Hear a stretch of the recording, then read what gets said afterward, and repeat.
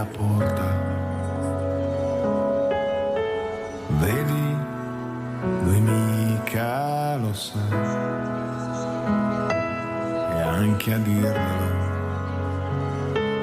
non ti ascolta.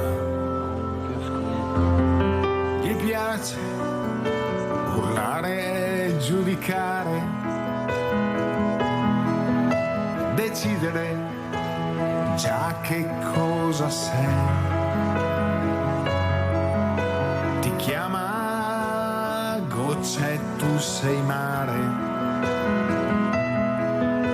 e gioca a uno contro sei. Ma se solo ti avvicini e se ascolti almeno un po', sentirai che qui c'è un cuore ed è tutto quello che ho. Non è molto, forse niente, ma è una casa qui per te, perché tutta quella gente,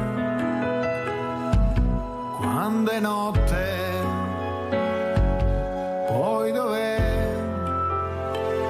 E allora ascolta questo suono impercettibile, rumore che fa casino più di un tuono. Dormi stanotte sul mio cuore, ma se solo ti avvicini e se ascolti almeno un po', sentirai che qui c'è un cuore ed è tutto quello che ho. Ma se solo ti avvicini e se ascolti almeno un po', sentirai che qui c'è un cuore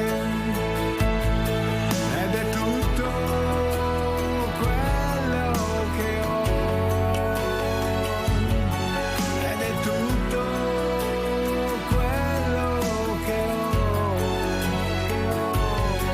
Ed è tutto quello che ho.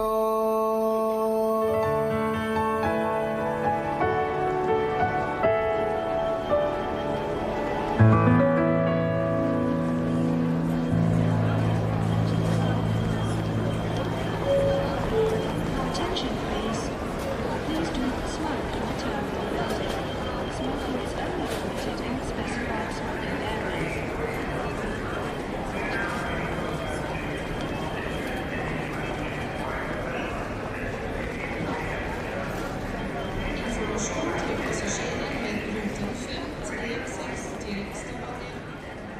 Questa mattina ho aperto con questa canzone Dormi stanotte sul mio cuore di Pablo Perissinotto, che avrò ospite nella seconda parte al posto della posta, perché c'è una persona molto gradita a Mirella, che è Emanuele Crosato, sindaco di Cessalto.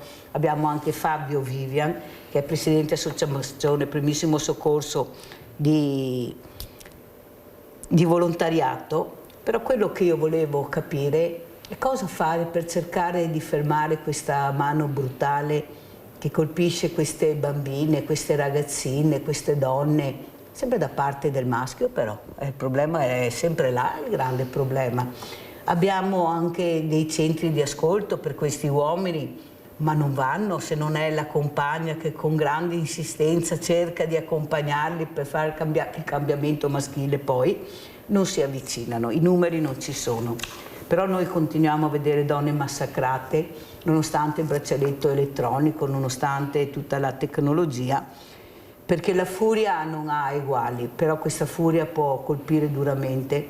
Ecco, questo Pablo Perissinotto ha scritto queste canzoni anche per una ragazza molto particolare, Chiara, dove ho avuto anche il suo papà ospite, che dopo averla uccisa l'ha massacrata a calci sul volto, e poi ha fatto anche un post, non dico neanche quello che ha scritto perché è inimmaginabile.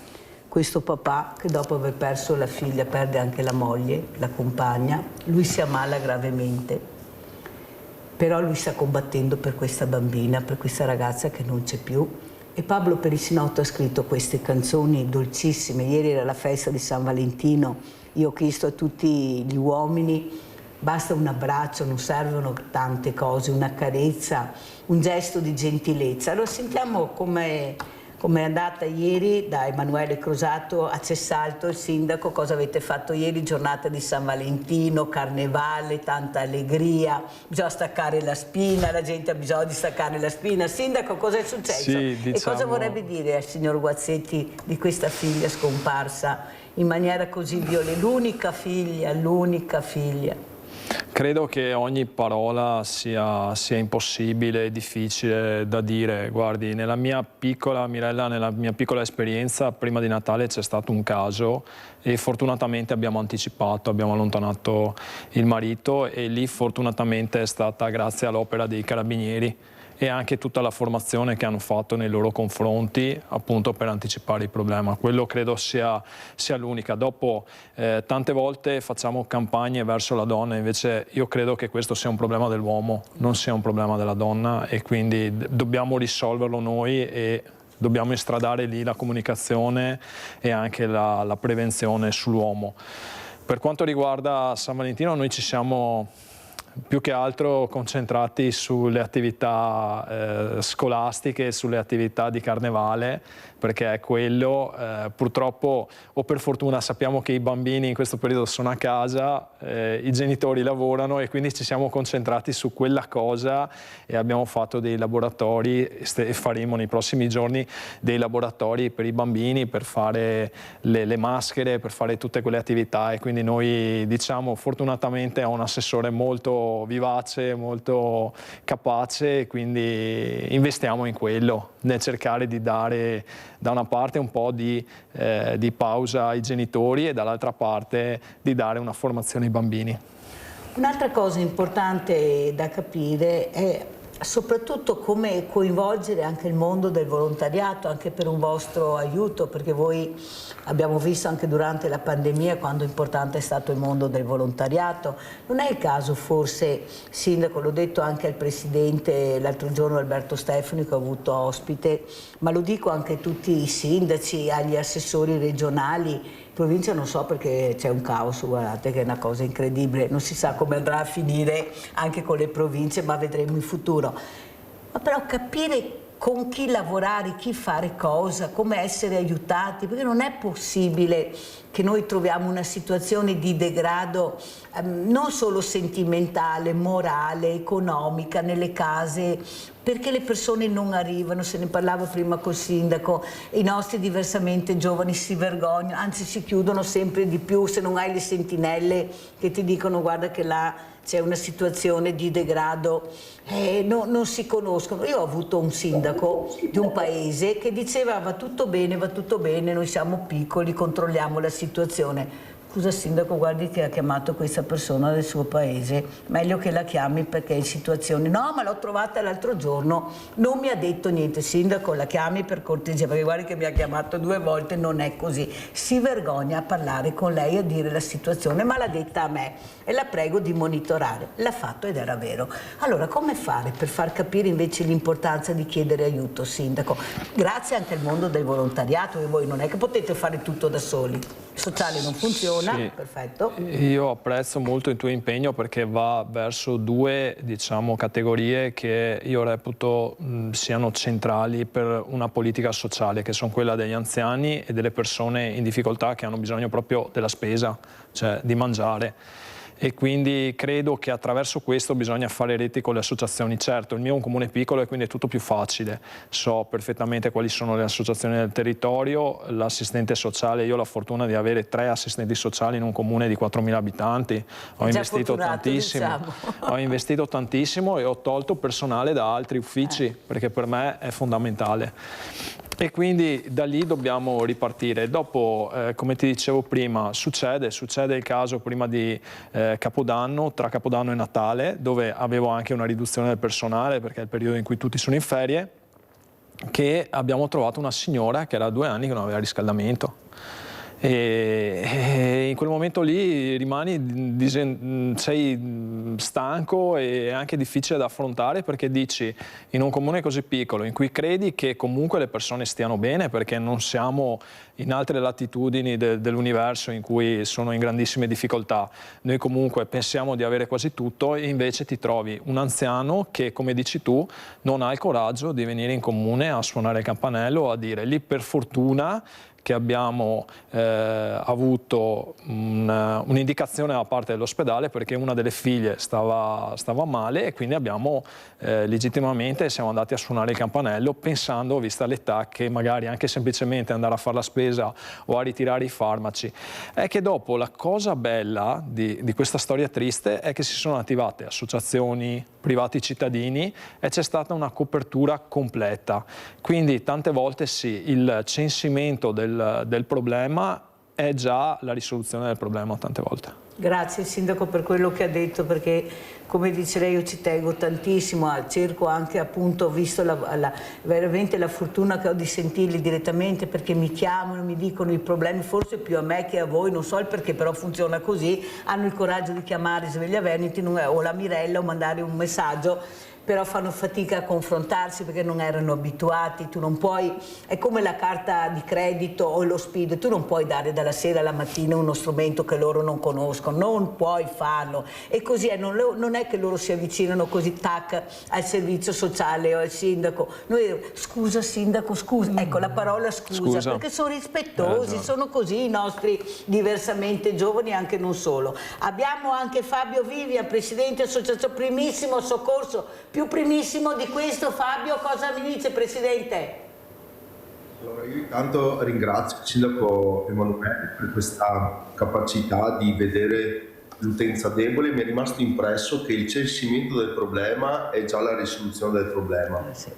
Noi siamo attivi nella formazione, nella prevenzione, nel rispetto, quindi stiamo sempre parlando di rispetto perché nel momento in cui un uomo deve rispettare una donna, un uomo deve rispettare i bambini, dei conducenti devono rispettare delle regole stradali, un automobilista deve rispettare un pedone nelle strisce pedonali, un automobilista deve rispettare una bicicletta, chi guida il veicolo deve rispettare lo stare bene degli altri, quindi allacciare le cinture dietro. Quindi parliamo sempre di rispetto delle persone anche se in ambiti diversi. Per quello sta nella sensibilità di chi ha la possibilità di dare queste informazioni e noi come associazione Primissimo Soccorso proprio cerchiamo nella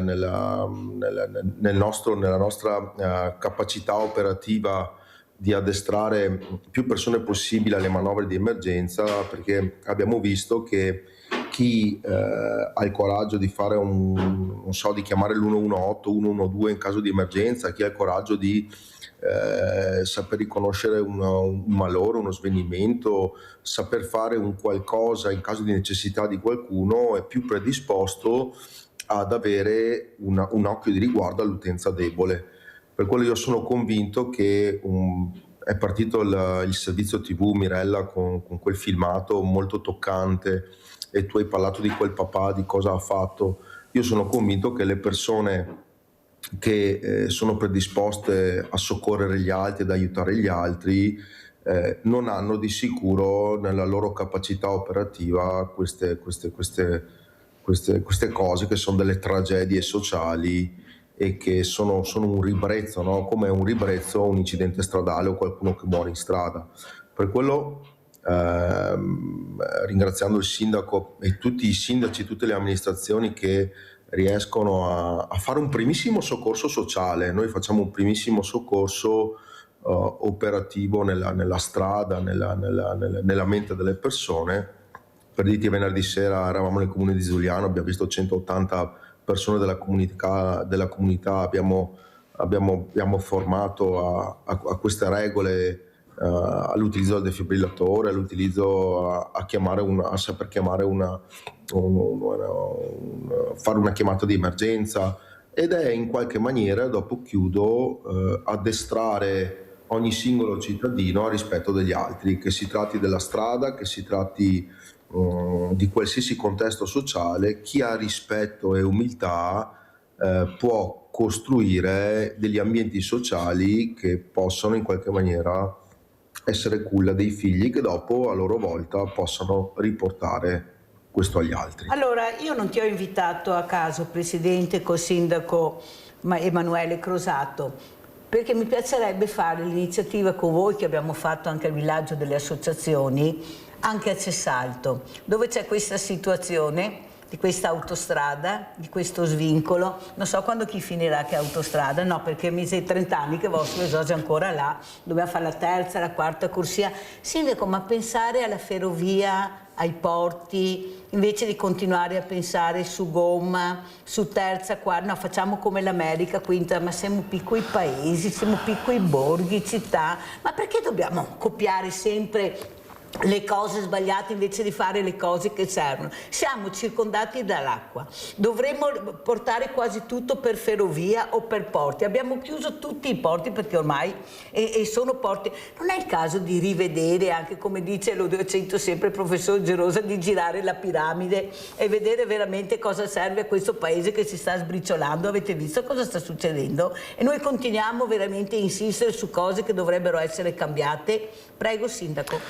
Sì, io condivido nel mio piccolo, io lo dico sempre che ci sono grandi spostamenti di auto. Io ho l'ufficio a Mestre e pur facendo il sindaco ho continuato la mia attività, perché non si sa mai dopo quando finirò.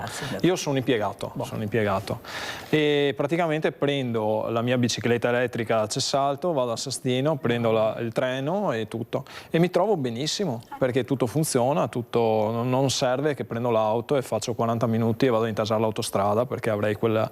Quindi molto probabilmente ripensare quella che è la nostra, diciamo, la nostra quotidianità, eccetto, che ci servono i servizi, ci servono le piste ciclabili, ci serve la ferrovia, il sistema ferroviario con lo scambio dei veicoli dalle biciclette, cosa che lentamente però stiamo sviluppando. Dall'altra parte quello che hai detto dell'incontrario, cioè il dissesto idrogeologico, tutto quello che sta succedendo al centro di Cessalto, che certo non è belluno, però stiamo investendo quasi €1 milione per rifare i canali che passano all'interno. Purtroppo quello era un grandissimo problema e abbiamo attirato delle risorse comunitarie, dimostrando che quel dissesto idrogeologico avrebbe fatto dei danni a delle case. E le cose poi bisogna farle, costano tantissimo, però come dici tu investiamo in cose che magari non sono così importanti e altre le tralasciamo, quindi sono scelte che dobbiamo fare, dobbiamo individuare. Mentre per quanto riguarda il Presidente del primissimo soccorso, io mi sono sempre occupato di protezione civile a livello provinciale, ho avuto le deleghe quando ero in provincia e apprezzo moltissimo quello che ha detto, perché tante volte succede che magari un ladro o qualcosa in casa non sanno proprio chi chiamare, e se succede magari un infortunio o qualcos'altro non sanno neanche come chiamare, quindi è importantissimo quello che fanno. E poi un'altra cosa che forse condividerà anche il Presidente, riportando al periodo di Natale e lo sfortunato evento disastroso dei Crans-Montana, cioè io sono rimasto colpito dal fatto che i ragazzi non sapessero cosa fare in quel momento, con tutta la sicurezza, tutto quello che abbiamo investito in questi anni. O stiamo sbagliando qualcosa o abbiamo sbagliato target, perché sti ragazzi che mettono fuori il cellulare, che per carità non è colpa loro, però io mi sarei aspettato un'educazione sul rischio diversa. Mi ha Non lo veramente sanno. colpito quello, Non lo tantissimo. sanno. E quindi ben venga e complimenti a quello che fa il Presidente. Allora dopo vi scambierete i numeri se Sì, avete assolutamente. piacere, perché adesso vedremo anche il video di Primissimo Soccorso per far capire l'importanza anche di questa associazione. Andiamo a vedere il video Primissimo Soccorso. Corrente del motore. Vai, tieni le braccia tese, vai. Ma se io ho un non cosciente non ok. Signore. Cosa vuoi da me? Dai, ma chi sei tu? Adesso si chiama compressione toracica. Farmaci, alcol, droga. Non ho preso i farmaci per diabete, non ho preso i farmaci. Ok, infortunato è cosciente. Visto la reazione. E girami, vai. Fate un applauso a questo ragazzo qua. Le persone stanno bene sempre, lui è Gian Matteo. Ma dove ti trovate, Matteo? Siamo a Pardino, A Pardino dove? alla fine di Verna.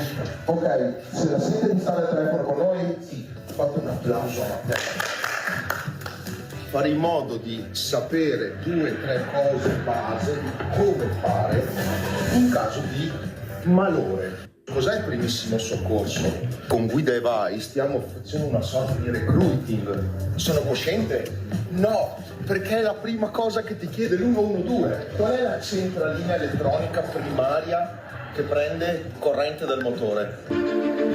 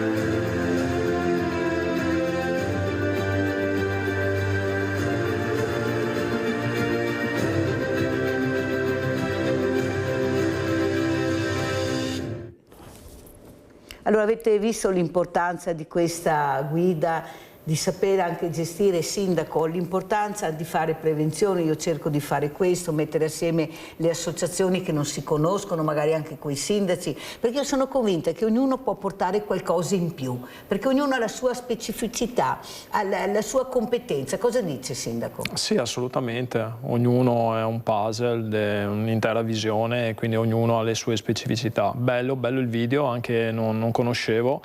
Bello anche il fatto che ci siano tutti i ragazzi giovani con cui ha interagito. Prima stavamo commentando il video e appunto dicevamo che già i giovani ne abbiamo pochi e dobbiamo tutelarli in ogni modo, e dopo molto spesso noi abbiamo sempre esempi negativi, invece qua vedi esempi positivi in tutto quello che facciamo. Io nel mio piccolo, nel mio comune, stiamo investendo molto nel recupero. Quelli cui parlavamo prima, quelli che magari sbagliano, hanno delle pene redentive e quindi possono fare i servizi sociali presso i comuni o presso anche la tua associazione, e lì vedo ragazzi disorientati che magari basta veramente poco per farli ripartire e ricominciare un ciclo di lavoro, di studio, e basta solo dare buoni esempi come il vostro. Allora, una cosa importante è, sindaco, quello che ha detto lei, la prevenzione, ma dobbiamo iniziare non dai 15 ai 18, dobbiamo iniziare dall'asilo, perché questi bambini sono sveglissimi. Io cito sempre, senti, ecco, lo dico anche a Fabio, quello che racconto quasi sempre, ma per far capire a qualcuno che dobbiamo voltare pagina, di quel bambino di 4 anni in pasticceria col nonno. Voi sarete anche stanchi di sentire sta roba, ma va detta. Di 4 anni che in pasticceria prende il nonno, che è un mio amico, e gli dice: nonno, hai visto che là c'è un Picasso? Come un Picasso? Sì, nonno, guarda. Questo bambino è accompagnato dalla mamma a vedere i musei, lei se lo porta, spiega. Allora, se un bambino riesce a 4 anni a capire che è la stampa di un Picasso, capite l'importanza di questo bambino che però è come una spugna, assorbe talmente tanto, anche se a noi sembra piccolo, come fa a capire le cose? No, forse le capisce, ecco, più perché proprio è allenato al momento a fare questo, perché quando è piccolo chiede e perché, lo dico sempre, perché lui è curioso, vuole sapere e questa curiosità va spiegata. L'educazione, l'attività motoria va iniziata dall'asilo, ma con professionisti, no con i maestri che devono diventare loro dei professionisti dell'attività motoria. Loro devono fare la didattica, che è un'altra cosa, però non si investe in questo, sindaco, non si mai soldi per queste cose qua, poi ci lamentiamo se a 14 anni o a 12 li troviamo a fare quello che fanno. Sì, condivido. Poi dipende, io avendo un comune più piccolo dove le cose magari riesci a gestirle un po' meglio, noi abbiamo ad esempio la scuola dell'infanzia, l'ex a me piace chiamarla asilo, che è parrocchiale e lì fanno dei corsi sempre fantastici per i bambini piccoli dal disegno e quant'altro, e uno dei corsi che sta partendo proprio adesso è sulla gestione dell'infante qualora abbia delle difficoltà, quindi proprio del primo soccorso del bambino piccolo, cosa che per i genitori è fenomenale, fantastica, puoi salvare una vita anche con poco, insomma. E quindi noi abbiamo visto anche quel servizio di quel ragazzino che stava tornando proprio da scuola, Fabio Vivian. All'improvviso una persona diversamente giovane è caduta per terra, si è sentita male, lui si è avvicinato e ha fatto il primissimo soccorso. Ecco, questa respirazione dove l'aveva imparato a scuola ed era la prima volta che lo faceva. Capite che forse se li intrighiamo nella maniera giusta forse ci sono. Fabio, cosa vuoi dire, Presidente? Beh, voglio dire che c'è una grande differenza fra primissimo soccorso e primo soccorso. Il primo soccorso ringraziamo qualsiasi tipo di attività che nel momento in cui chiamiamo l'118, 112 arriva, perché ricordiamo a tutti quanti allievi, studenti e non solo, che quando chiamiamo un numero di emergenza non arriva un medico, non arriva un infermiere, ma probabilmente arriva un soccorritore volontario. Per cui il primissimo soccorso è quel ponte di collegamento fra l'utenza che non si aspetta e non vuole pensare allo stare male e il soccorso vero e proprio. Prima il sindaco ha parlato di quello che è successo il primo dell'anno di Crans Montana, che è una cosa che ci lascia veramente esterrefatti. Sindaco, sai Mirella, i nostri ragazzi che apriamo un altro tema, che da quando hanno la possibilità di avere un dispositivo in mano, no? Un dispositivo collegato alla rete, è un po' a causa nostra, perché nel momento in cui loro vedono una cosa che è pericoloso, vedi le fiamme su un soffitto, è pericoloso oppure no? Ti viene da dire cosa fanno gli altri? Allora vedi nessuno che è legato dietro, è pericoloso o no? Cosa fanno gli altri? Vedi tutti che guidano col telefono in mano, è pericoloso o no? Cosa fanno tutti gli altri? no, dai sindaco, dai Fabio, no, tutti dai col telefono, se no siamo a posto. Molti. Nel senso, capire una situazione di pericolo, Mirella, mi spiego come. Dov'è il pericolo? Quando una cosa è pericolosa e quando no. Questo è il primissimo soccorso, quindi quell'immagine di primo dell'anno dove tutti i ragazzi li vedevi col telefono in mano con le fiamme, io non mi stupisco tanto perché di nuovo, insegnare la percezione di un pericolo è fondamentale, specialmente per i nostri giovani che si accingono a entrare in strada, perché noi partiamo dalla sicurezza stradale. E di nuovo tu hai fatto l'esempio di quel bambino che ha soccorso il nonno. Ecco, anche là un bambino deve capire: ma io posso fare qualcosa oppure no? Ho la capacità di fare qualcosa oppure no? Perché è la stessa cosa che noi chiediamo a ogni singolo ragazzo che vede un genitore che guida col telefono in mano, di percepire un pericolo e di attuare un cambiamento. Quindi è sempre la capacità e l'autostima di attuare un cambiamento. Per quello da là nasce il primissimo soccorso, quindi non fine a se stesso, perché il malore può succedere, però ricordiamo che le persone si fanno male in strada e non per malore. E quindi di nuovo, voi avete visto nel filmato, noi collaboriamo con diverse realtà in Italia che fanno guida sicura, primissimo soccorso. Ogni singola possibilità che abbiamo, magari riusciremo anche col sindaco Emanuele e grazie alla tua fantastica Mirella capacità di mettere insieme queste realtà, no? Sempre passare dei messaggi di prevenzione, sempre passare dei messaggi ai giovani che loro possono cambiare, anche se nessuno fa una cosa giusta e loro pensano che una cosa sia giusta, loro possono farla. Questo è il messaggio del primissimo soccorso. È anche vero però, Presidente, lo dico anche al Sindaco Crosato, che bisogna prenderli e accompagnarli questi ragazzi. Sono loro che ce lo dicono. Io ho sentito un'intervista a dei ragazzi dell'Irigen che sono stati premiati proprio alla provincia, hanno vinto questo premio. Quando intervistati hanno detto, specialmente uno di loro ha detto: noi abbiamo bisogno anche della figura adulta. Noi sì siamo bravi, però abbiamo bisogno anche di questa figura, perciò c'è la necessità di mettere assieme queste due figure. Una volta noi abbiamo avuto la fortuna, chi l'ha avuta, io l'ho avuta ad esempio, di avere la nonna, che mi manca, dico sempre, tantissimo. Tu quando arrivavi a casa c'era sempre qualcuno che ti ascoltava, c'era sempre qualcuno che riusciva a farti staccare la spina, magari anche dalla giornata brutta o a scuola o con gli amici, perché il bullismo c'è sempre stato, è inutile che ce la giriamo, solo non c'erano i social, non c'erano i telefonini, te la cavavi, se eri brava. Ecco, queste lotte ce le facevamo tutti, ma di cosa stanno parlando? Adesso perché? Perché sono i messaggi che vedono, queste armi, come mai girano questi coltelli? No, ma vediamo gli esempi, la guerra, cosa si vedono i ragazzi? Vedono distruzione, morte, non so, 77 guerre abbiamo nel mondo, loro vedono queste cose, guardate che le vedono.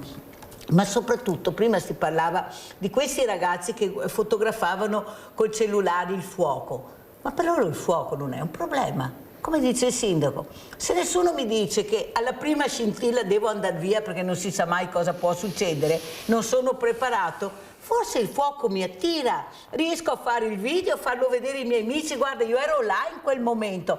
Capite che la sicurezza non devono essere, la colpa essere data a loro, è l'adulto che mancava in quel momento là, ma come i genitori, ma io mando mio figlio a divertirsi all'ultimo dell'anno, chi è che non fa questo? Ma chi è che non si è divertito all'ultimo dell'anno all'età a bere, a giocare, a divertirsi? È la figura adulta che mancava, il controllo, o sbaglio, sindaco? Sì, ma cosa vengono a raccontarci, a passare il cerino, è colpa di chi non ha controllato. Ma come, se è vero, io volevo vendere questa schiuma inifuga, ma costava troppo, ha detto un testimone, e il titolare non l'ha presa. È vero o non lo so, però se è vero, inutile poi passare il cerino, il sindaco, gli assessori di competenza, le regole del gioco. Ma è la vita dei nostri ragazzi, ma stiamo scherzando? Sindaco?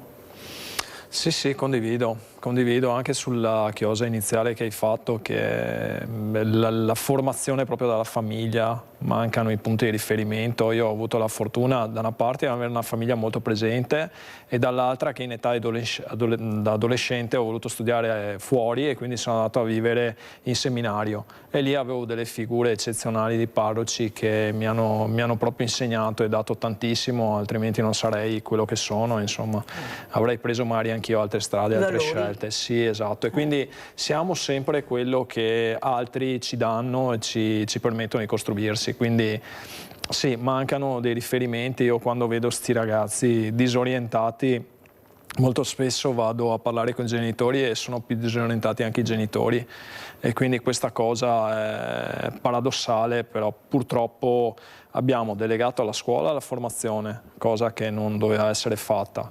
Le famiglie purtroppo tutti devono lavorare perché altrimenti non si porta a casa la pagnotta a mezzogiorno e quindi i nonni non ci sono più purtroppo perché facciamo sempre figli più tardi, anche questo è un problema, anche perché comunque comprare casa è sempre più impossibile e quindi abbiamo una situazione da quel punto di vista molto molto difficile, Mirella.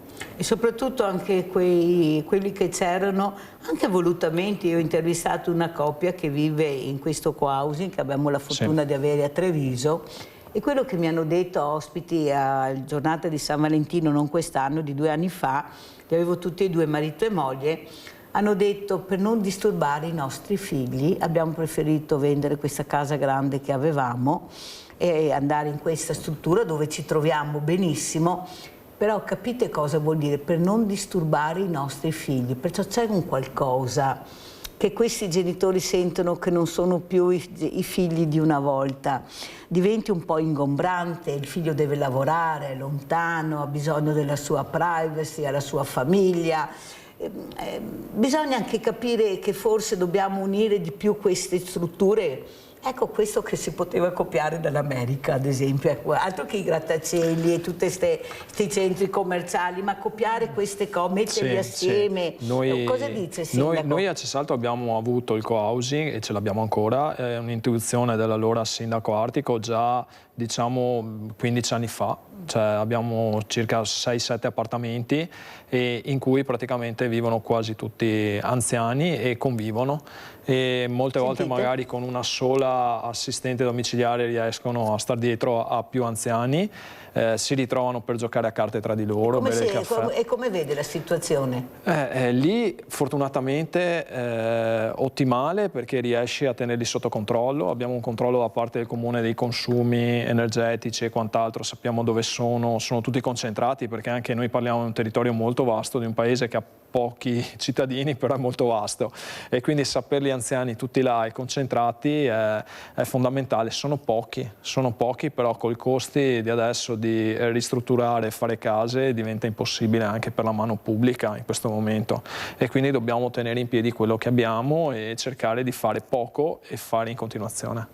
Pubblicità.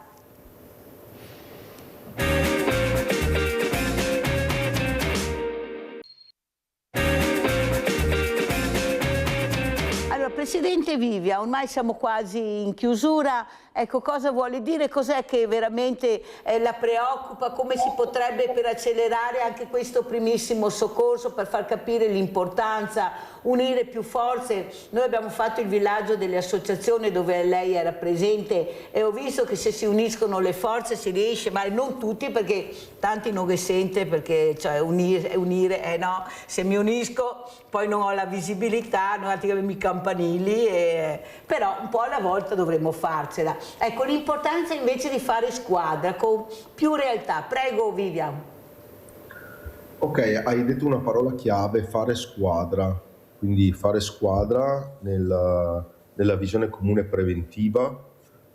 Io personalmente abbiamo il focus sull'incidentalità stradale, per cui l'incidentalità stradale crea delle tragedie economico-sociali che vengono dimenticate, economico vengono risanate dalle assicurazioni, sociali nessuno ne vuole sentire parlare perché sono poco sexy, o meglio nessuno vuole pensare a stare male, nessuno vuole pensare a nessuno può succedere, le persone sono convinte che le cose brutte possono accadere solo agli altri, per quello il fare rete di una squadra vuol dire tramite amministrazioni, tramite le associazioni, deputate al soccorso. Inizialmente all'inizio del programma si parlava del rispetto, quindi dei femminicidi, quindi riuscire a portare dalle scuole materne, come diceva il sindaco Crosato, alle scuole elementari,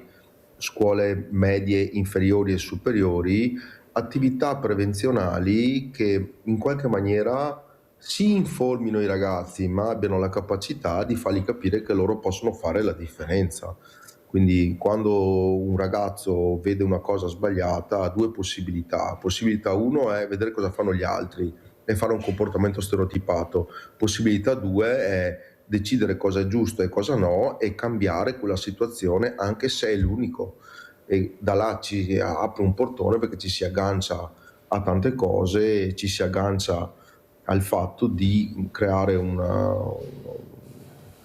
nel nostro piccolo, quindi un tanto di cappello, uno chapeau al sindaco, nella propria comunità, fare andare le associazioni di soccorso nelle scuole, fare andare le associazioni che seguono i casi disabili nelle scuole, fare andare i ragazzi a vedere cosa succede quando qualcuno sta male, fare andare i ragazzi a vedere situazioni al limite sia sociali, economiche o sanitarie, Quindi rendersi conto già dalla più tenera età che quello che è vero non è quello che si vede nello smartphone, ma è quello che poi accade nel momento in cui qualcuno attua comportamenti sbagliati. Per quello, senza cadere nella banalità, ricordiamo che il rispetto fa parte, è un'attività primaria di ogni singola persona, e nel momento in cui la tua, come si può dire, i tuoi interessi vanno al limite con qualcun altro, perché quando sei in strada il tuo interesse è arrivare prima possibile a dove devi andare e si cozzano con gli interessi di un pedone che deve passare o di un automobilista che deve andare. Per quello ricordare che, sai, noi per il mondo siamo qualcuno, ma per qualcuno invece siamo il mondo, quindi ricordare che quando succede qualcosa di sbagliato poi non si torna più indietro, e per quello ricordare a ogni singolo ragazzo, ragazzino, signorino, signorina, già dalla più tenera età, quanto vale la pena rispettare gli altri, quanto vale la pena rispettare le regole, quanto vale la pena fare bene e non correre dietro invece alla massa, a quello che pensa la massa. Però non è anche vero, e proprio stamattina mi è capitato un caso molto particolare, venendo proprio al lavoro, di una 500 con una ragazzina dentro, con un fumo, tutti sorpassavano. A un certo momento ho detto no, aspetta un attimo qua. Allora ho segnalato, ho detto accosta, questa mi guardava come non si era neanche accorta del fumo. Ma se non si sa mai, scusa, questa ciappava fuoco, non so, e andava un fumo. Però tutti sorpassavano, tutti. Non è che ci giriamo un po' troppo, sindaco, da un'altra parte. Cioè io vabbè sono fatta così, lo posso cambiare. Però trovavo giusto in quel momento, lei non so dove era con la testa. Ma veramente allora ha accostato, è andato in un parcheggio vicino, ha accostato, ha detto chiama un meccanico, vedi cosa è successo, che guarda che c'è la nebbia fonda. Qua lei non si era accorta di niente, cioè la guida, ecco, la guida, anche questa informazione fin da piccoli, sono gli esempi che dobbiamo dare, come dice giustamente Vivia. Se i genitori corrono male in macchina o non rispettano le regole, il bambino sarà così, non c'è niente da fare, prego. Sì, condivido quello che ha detto il Presidente, condivido anche quello che aveva detto all'inizio, che gran parte, non tutti, le persone guidano spesso col cellulare. Io tante volte mi metto lì fuori con i vigili e vediamo, cioè, oltre a quelli che riusciamo a fermare, però tante volte sono alle prese col cellulare intanto che guidano, vanno piano, sono distratti, non mettono i segnali, e quindi la cosa diventa difficile, diventa anche pericolosa poi per tutti gli utenti.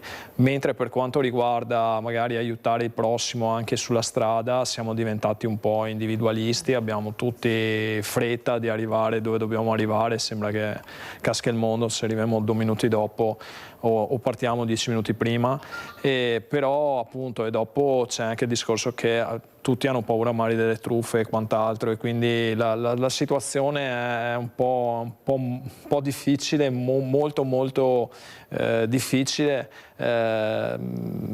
Purtroppo viviamo in questo mondo e dobbiamo un po' anche cercare di sollecitare le persone a capire le cose importanti dalle cose meno importanti. Anche perché, ripeto, può diventare un problema anche per tanti altri quando ci sono questi comportamenti. Ad esempio, anche sindaco, e lo dico anche a Vivia, anche le cuffiette, questi ragazzi che girano con le cuffiette, che sentono la musica in bicicletta, ma non va bene assolutamente, ma in quel momento loro non sentono, e lo so perché io sono stata investita da una di questi in bicicletta, un sbaro numero 1, cioè questa dritta. Cioè proprio, cioè, no, che regole sono? Allora tolgono i monopattini, fai biciclette che va via a 50 all'ora. Cioè capisci che c'è qualcosa? Ecco, Fabio, Vivia, come ci saluti? Allora, vi saluto ringraziando di questa sensibilità e essendo consci del fatto che, sai, hai parlato anche delle cuffiette, hai parlato dei monopattini, si potrebbe parlare dove deve camminare il pedone, ci sarebbero tante cose da dire ai nostri ragazzi. Noi oltre al primissimo soccorso Batte5 non insegniamo solo la rianimazione cardiopolmonare, per dirti, come tu ben sai, da ottobre di quest'anno siamo partnership con INAIL Veneto, abbiamo visto finora circa 3.000 ragazzi in tutte le scuole superiori del Veneto, per portare con INAIL, che è l'Istituto Nazionale di Infortuni sul Lavoro, l'INAIL tiene molto alla prevenzione in itinere, perché nel momento in cui si va a scuola o si va al lavoro e si torna, quel tratto di strada là è lavoro e viene chiamato incidentalità in itinere, e quindi tutte queste piccole comportamenti che possono generare un problema economico sociale molto grande deve essere conosciuto dai ragazzi. Per quello è così molto importante quello che tu, Mirella, stai facendo, questa sorta di grande, sei un piccolo generale di una squadra, di tanti input alla cittadinanza, e io ti ringrazio di questo. Infatti quando ci chiami noi siamo sempre a disposizione. Mettere insieme le forze e non aspettare che ci sia qualcun altro dal governo che dica cosa è giusto fare, ma partire dal basso per innescare questa capacità da ogni singola persona di anticipare un pericolo e di pensare a una conseguenza, perché nella normalità le conseguenze, pensare di farsi male, nessuno lo vuole pensare, non capita mai a me, e invece noi vogliamo innescare questo software prevenzionale, questo mindset, questo modo di anticipare un pericolo che contraddistingue, che parte dalle autoscuole, perché ricordo che noi siamo partiti con questo tipo di attività dalle autoscuole, dal fatto di quando i ragazzini vengono a conseguire le patenti, e per cui vogliamo portare questi messaggi di prevenzione. Ringraziamo te che fai questo generale che mette insieme tutte queste forze, ringraziamo ogni singola amministrazione che ha la sensibilità di dare risorse, di dare di nuovo tempo con i vari assessori e tutte le loro organizzazioni a portare questi messaggi. Grazie. Allora andiamo a vedere, prima di salutarlo, cosa è successo anche sul cavalcavia di Cessalto, e poi commentiamo col sindaco e lo salutiamo. Abbiamo rinvenuto, grazie alla segnalazione di un cittadino, una latta contenente delle viti in legno, molto probabilmente dovevano essere utilizzate per essere lanciate sopra l'autostrada. Erano a latere del sovrappasso, ben nascosta. Questa latta appunto conteneva delle viti di grandi dimensioni. È un terribile sospetto quello del sindaco di Cessalto, Emanuele Crosato, dopo un ritrovamento a dir poco inquietante nella serata di sabato in mezzo a uno dei cavalcavia del paese in via Donegal. Sovrasta la 4, ed è per quello la pericolosità. In effetti mi è subito venuto in mente quel periodo tragico in cui tiravano i sassi in autostrada, quindi ho subito ancorato la cosa a questi fatti, e quindi siamo intervenuti immediatamente attraverso i tecnici del comune. Ho avvisato i carabinieri e la polizia. Questa è l'ennesima dimostrazione che le segnalazioni sono importanti le segnalazioni che vengono fatte dai cittadini verso le forze dell'ordine. Da capire se e come si sta procedendo. Di certo il comune è pronto a mettere a disposizione le immagini del proprio sistema di videosorveglianza. E come sempre qualsiasi organo di polizia ha la possibilità di utilizzare le nostre registrazioni, anzi ben vengano se possono identificare qualsiasi pericolo. E tra questi pericoli c'è chiaramente l'allerta furti. Ladri nell'arco degli ultimi 10 giorni hanno battuto la zona, in alcuni casi asportando degli utensili. Passaggi sono stati registrati anche nel capannone dell'azienda agricola dei genitori del sindaco e in alcune case adiacenti. Noi abbiamo la fortuna di avere un comando efficiente, che funziona, piano organico, personale addestrato e fortemente motivato, e quindi l'importanza di chiamare il 112 e dare subito l'informazione immediata, in modo tale che loro in pochi minuti possano intervenire. Allora, Sindaco Crosato, come commenta, ecco, un altro problema grande, questi furti ormai in continuazione, tantissimi dappertutto, e veramente con personaggi non sai mai chi hai di fronte, cosa ti troverai, Prego, Sindaco. Sì, è disorientante quando ti entrano in casa, quando prendono le tue cose o comunque mettono sotto scacco e pericolo i tuoi affetti. L'attenzione è sempre quella, noi fortunatamente a Cesalto abbiamo la stazione dei carabinieri che funziona, è quella di chiamare immediatamente i carabinieri, dare tutte le informazioni, anche magari se sembrano diciamo piccole, quasi inutili, sono l'elemento per poi creare un puzzle che loro hanno, un disegno più complesso di controllo del territorio.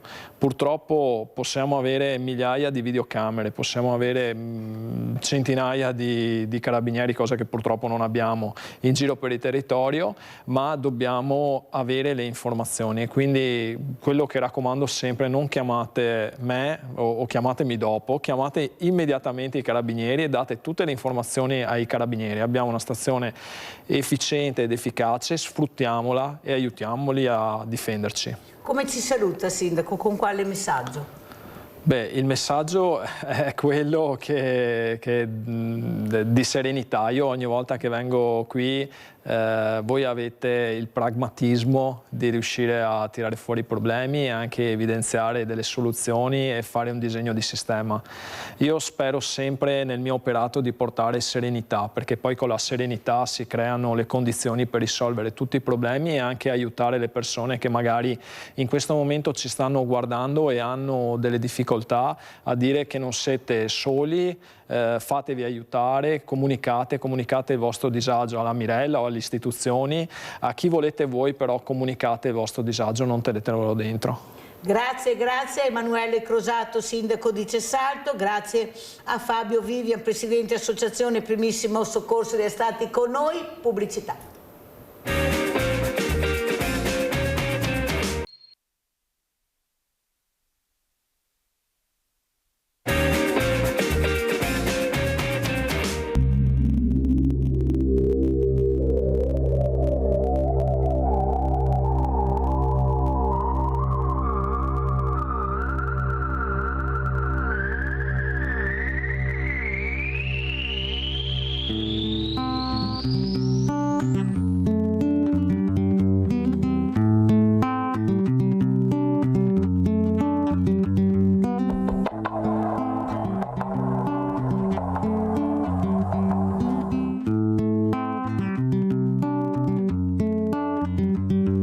Isabella era bella mentre io non l'ero affatto e anche per questo lei non mi considerava. Isabella diceva alle sue amiche che avrebbe sposato un uomo bello. Isabella era bella mentre io non l'ero affatto e anche per questo lei non mi considerava. Isabella diceva alle sue amiche che avrebbe sposato un uomo ricco.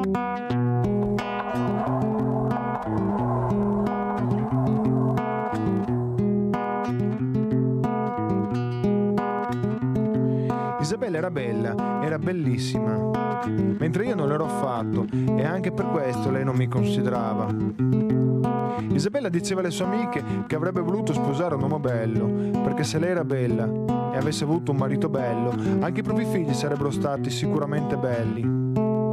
Isabella sosteneva che la bellezza non era per niente soggettiva e io le credevo. Se lo fosse stato, perché io facevo cagare a tutte?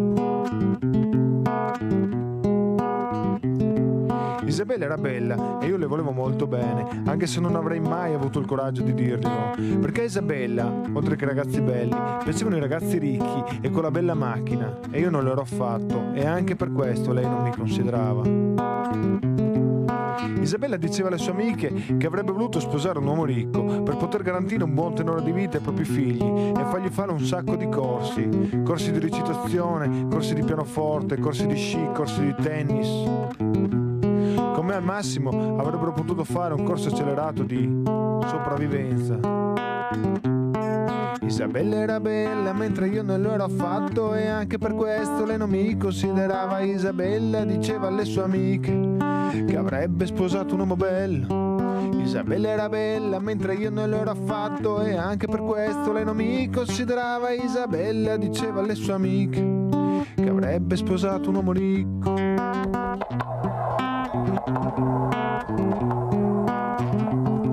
Isabella era bella ed era anche molto brava a scuola.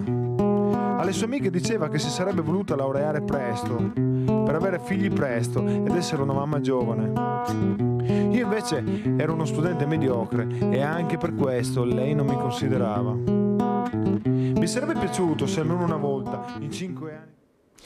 Allora ho sfumato perché abbiamo in presenza Pablo Perissinotto, questo cantautore con queste bellissime immagini, canzoni e parole che avete sentito, perché è importante parlare della violenza di genere, di bullismo, ma anche di gentilezza, di bellezza, di armonia con questi ragazzi. E saluto anche Walter De Cassan, presidente Federalberghi Belluno. Buongiorno Presidente, grazie di essere qui. Sentiremo come sta andando a Cortina, tante medaglie, una più bella dell'altra, ma queste donne sono fantastiche. Sì. Scusatemi, ma veramente, ma avete visto cosa sono riuscite a fare? Ma è veramente incredibile. E poi non giovanissime. Teniamo presente, si vede io che a 40-50 anni fanno i figli, fra poco li faremo anche a 70, se andiamo avanti così. Voi no, voi maschietti no, non siete capaci, ma noi siamo bravi, perché poi dobbiamo portare a termine noi la maternità. Ecco, perciò è molto difficile far capire a non a tutti, a certi uomini l'importanza di questa figura femminile, che se c'è il mondo è merito di questa figura femminile, qualcuno dovrebbe ricordarglielo. Allora, Pablo Perissinotto, abbiamo visto Isabella, ma noi ricordiamo anche Chiara. Prima citavo papà Gualzetti, questo uomo che penso, ecco, non ci sono parole per descrivere tutto quello che gli è successo, questa figlia massacrata da questo compagno di giochi, perché 14 anni, cioè non so, 15, sì. qui 14-15 anni, e poi non si è accontentato, l'ha devastato il volto a calci, poi ha messo sul cellulare. Ecco, questa canzone, questa unione che hai fatto, ecco, questo collegamento con questo uomo che sta cercando di portare avanti, soprattutto con una sensibilità enorme, nonostante quello che è accaduto, perché non succeda, però vediamo che continuano i femminicidi, continuano questi uomini che massacrano le donne. Prego Perissinotto. Sì, è un tema purtroppo che si ripete in continuazione, i dati sono allarmanti e continuano ad esserlo, è una piaga sociale del nostro paese. Per quello che riguarda il mio contributo che ho voluto dare, questo omaggio a Chiara Gualzetti e al papà, è nato appunto da questa trasmissione, quando più di un anno fa ci siamo incontrati, lui era da casa, io ero qui in trasmissione, e mi ha stupito la forza che aveva questo padre, nonostante questo lutto tremendo, questa vicenda terrificante che gli è capitata, la volontà comunque di combattere affinché il suo dolore possa servire a qualcosa. E il mio è stato semplicemente onorare questo principio, questa volontà di questo padre del coraggio che vuole dare a beneficio, insomma, del contrasto a questo terribile fenomeno che purtroppo in Italia non riusciamo a superare. Allora sentiamo invece, stacchiamo la spina, andiamo a Cortina, ecco questa meraviglia, tutti i lustrini, medaglie, di tutto e di più. Com'è la situazione, Presidente De Cassan? Perché dico tutto a Cortina, ma il resto attorno, ecco, è veramente desolante. Non mi ricordo chi ho avuto ospite che ha detto vedere questi autobus completamente vuoti, ecco, fa veramente impressione. Ecco, come mai le persone non arrivano? Hanno diminuito anche i biglietti, certi biglietti. Com'è la situazione, lei che ha veramente i numeri, quelli veri, quelli che si possono dare? È così? Si vive solo Cortina oppure c'è qualcosa che si sta muovendo? Ad esempio ieri cosa è successo? Noi abbiamo visto veramente una montagna di gente, dov'era, queste medaglie, quanto attirano, lo sci è diventato, grazie anche a queste figure femminili che con queste medaglie e questa caparbietà, questa ostinazione. Prego De Cassan. Buongiorno Mirella, buongiorno a tutti. Abbiamo avuto una situazione, stiamo vivendo un inverno particolare, diverso dal solito, con Cortina e le zone limitrofe assediate, tra virgolette, da tutta la famiglia olimpica. Il mese di gennaio è andato molto bene. C'è stata un po' di sofferenza sul turista normale, tra virgolette, il turista sciatore, fidelizzato, eccetera. C'è stato qualche problema durante la prima settimana di febbraio. Però in questa settimana mi dicono che anche nelle zone fuori Cortina l'affluenza è molto buona. Le gare, sì, abbiamo visto ieri il gigante di ieri, un tutto esaurito a Cortina. Abbiamo visto anche ad Anterselva ieri con le gare di biathlon un afflusso impressionante. Io tra l'altro giovedì scorso ero a Cortina a vedere il Super G e anche lì c'era il pienone e, tra parentesi, queste continue medaglie, specialmente delle ragazze italiane, sta catalizzando l'attenzione anche di chi magari prima delle Olimpiadi gli interessava poco o nulla. Allora, Perissinotto, come vedi un cantautore, ecco, con una certa sensibilità, questo mondo veramente bellissimo, questo mondo dello sport, perché è bello il mondo dello sport, è inutile che ce la giriamo da un'altra parte. Ecco, cosa si può fare anche con lo sport, cosa si può fare mettendo assieme tante cose come il villaggio. Io ho parlato prima delle associazioni, il villaggio dei buoni esempi, che può essere lo sport, ma può essere anche la musica, la cultura. Ecco, di cercare di unire le forze per intrigare sempre di più questa popolazione che è diventata molto chiusa, ecco, fa fatica a spostarsi, se non grandi avvenimenti, ma per fare questo ci vogliono anche soldi, non è che tu puoi spostarti così facilmente come qualcuno pensa. Ci sono due rovesci della medaglia. C'è la medaglia dove ci sono una montagna di soldi e c'è l'altra medaglia dove non ce n'è neanche uno. Però mi piacerebbe che anche quella medaglia avesse la possibilità di far parte della medaglia prima. E questo lo possono fare le associazioni di volontariato, lo può fare investendo sulla cultura, investendo sulla scuola, investendo sulla famiglia, investendo sui diversamente giovani, perché loro non possono partecipare a questi avvenimenti, ma dove è scritto che se io ne posso pagare 1500, almeno queste sono le cifre che mi ha detto un mio amico e sono sicura che mi ha detto la verità per una notte a Cortina. Perissinotto, cosa possiamo, investendo su queste cose che ho detto, far partecipare anche l'altra medaglia che non si vede, degli invisibili? Sì, insomma, questo è un po' il gap, no? Che non è accessibile a tutti, soprattutto adesso vediamo queste Olimpiadi, è un po' l'effetto che si sente, che insomma i prezzi non sono per tutti raggiungibili.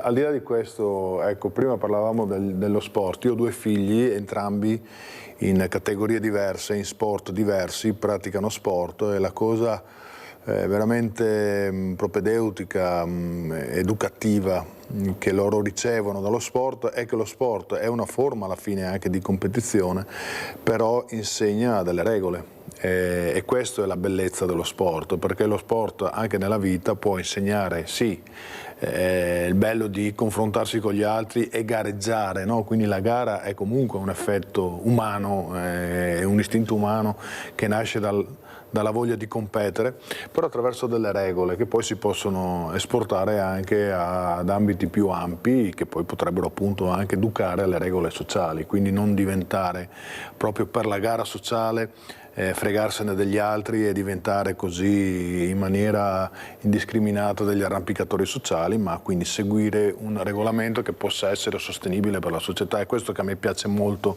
dello sport e mi piacciono le organizzazioni sportive, perché fondamentalmente insegnano questi valori, ecco.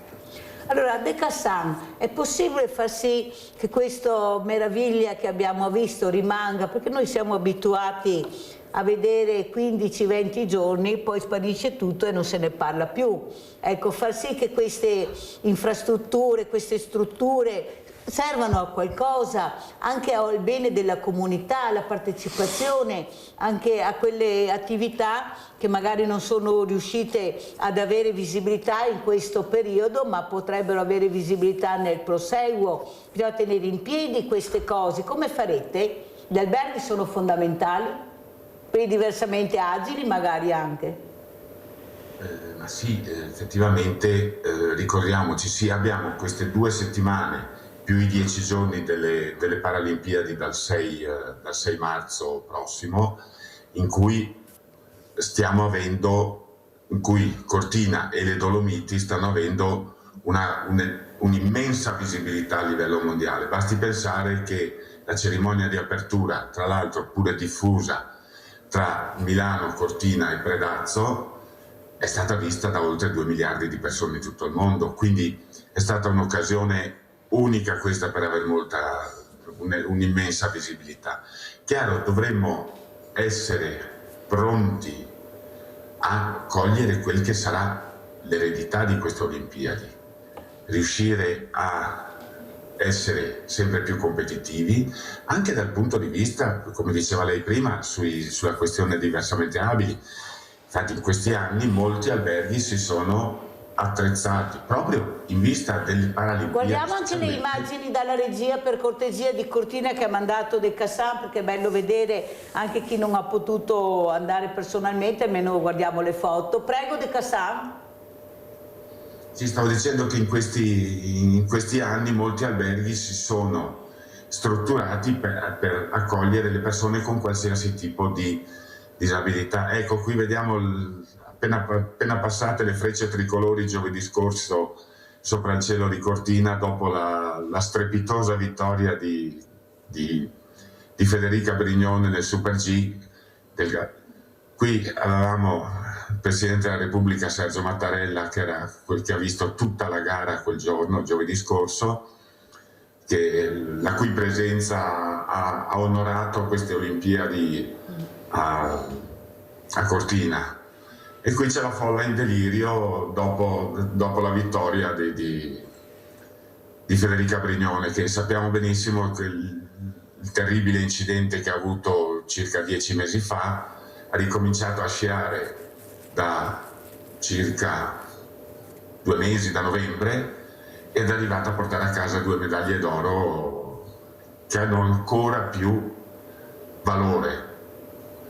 Perissinotto, quello che vediamo anche da queste immagini, che chiedo alla regia di continuare a mandare, sono immagini che fanno capire l'importanza di riuscire a staccare la spina, di partecipare, di urlare la propria gioia. Mi sembrano le arene di una volta, quando appunto c'erano certe manifestazioni, non c'erano queste, ma c'era sempre lo sport, perché praticavano, ecco, questi avvenimenti anche sportivi, dove veramente la popolazione partecipa. Però io vorrei anche partecipare, ma dammi la possibilità di partecipare. E soprattutto quello che ho sentito che è mancato è il coinvolgimento delle scuole. Ecco, poche cose all'interno delle scuole, anche dei ricordi di queste Olimpiadi meravigliosi, penne, note, in maniera che il bambino può ricordare, il ragazzino, anche un momento particolare di queste Olimpiadi. Come mai è stata così coinvolta così poco la scuola? E secondo te come mai? Ecco, questa che è fondamentale, coinvolgere invece queste attività e la cultura, alla fine lo sport è anche cultura. Prego, Perissinotto.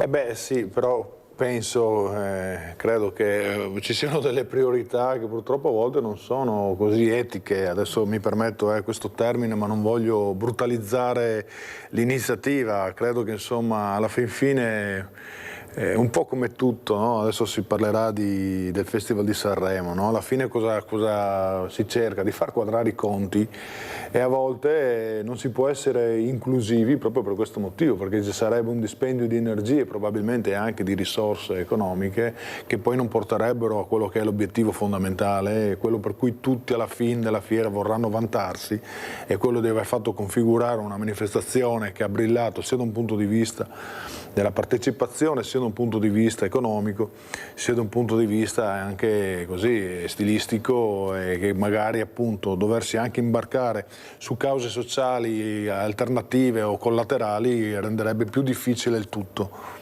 Senta, De Cassan, ci vuole spiegare, perché tutti non riescono a capire questa Z che c'è dappertutto, dalla pubblicità, in qualsiasi posto, cos'è questa Z? Ecco, che simbolo è? Cosa vuol dire questa Z? Dio, giuro che mi coglie impreparato in questo momento, perché non l'ha mai vista? De Cassan, non l'ha mai vista questa sigla? Non ho al momento memoria di questo simbolo, in tutta onestà.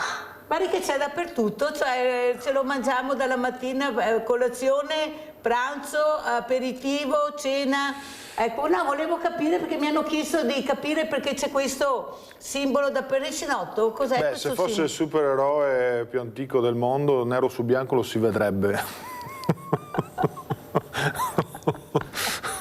Allora, un'altra cosa importante dei Cassan, andiamo a sentire anche cosa ne dicono gli albergatori di Cortina, Olimpiadi Cortina. Andiamo a sentire gli Olimpiadi albergatori Cortina.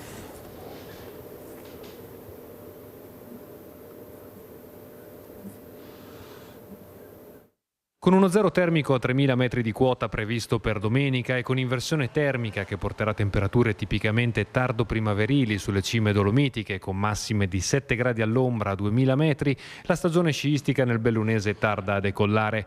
Poca neve e assenza di precipitazioni che rischiano di mettere in crisi l'indotto turistico delle terre alte. Sta andando benino, nel senso che le feste di Natale portano anche chi non scia. Purtroppo la poca neve ha penalizzato fino ad ora la stagione.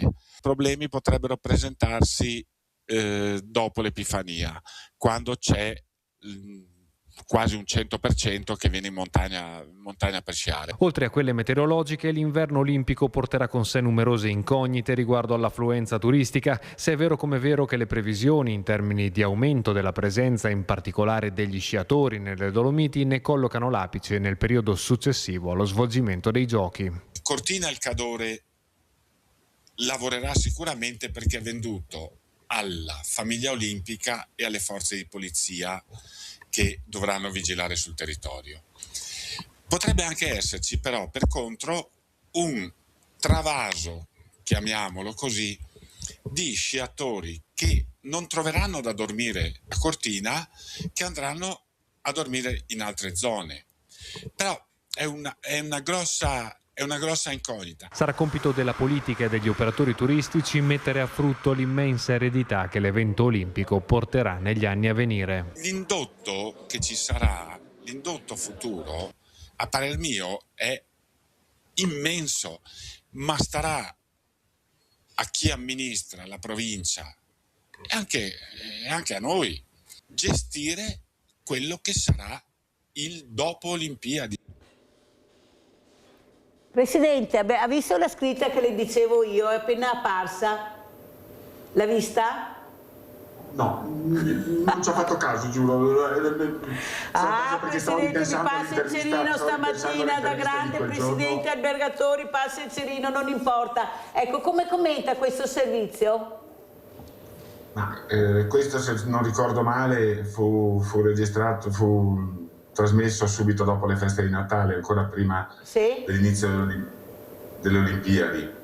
Ecco, come lo commenta a distanza di mesi? Infatti si parla di carenza di neve, invece la neve fortunatamente i primi di febbraio è arrivata e ha dato un bel vedere a Cortina e alle Dolomiti, perché ecco, sarebbe stato molto brutto vedere una montagna senza neve durante il periodo delle Olimpiadi. Sì, come già dicevo, dovremo riuscire a cogliere al meglio quel che sarà proprio il dopo Olimpiadi, riuscire a sfruttare questo traino, perché sarà un traino molto forte, perché notavo nei giorni scorsi, anche sentendo dei colleghi in giro, che c'è un elevatissimo numero di americani che sono venuti per la prima volta nelle Dolomiti e con buona probabilità questi torneranno anche in futuro.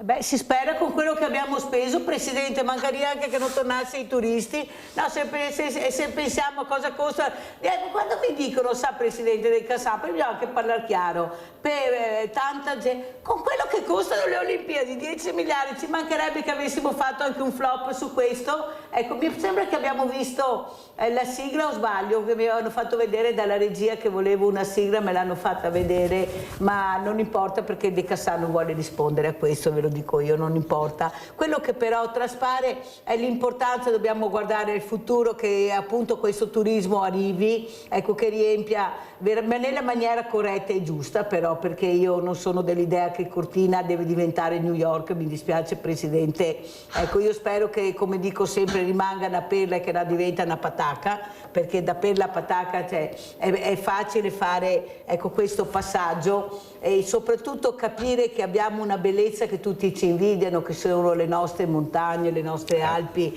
veramente sono le più belle del mondo, patrimonio UNESCO. È là che bisogna puntare, non sulla quantità, sulla qualità.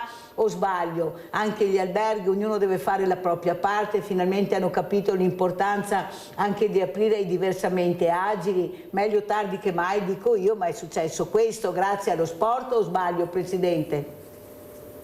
No, ha pienamente ragione.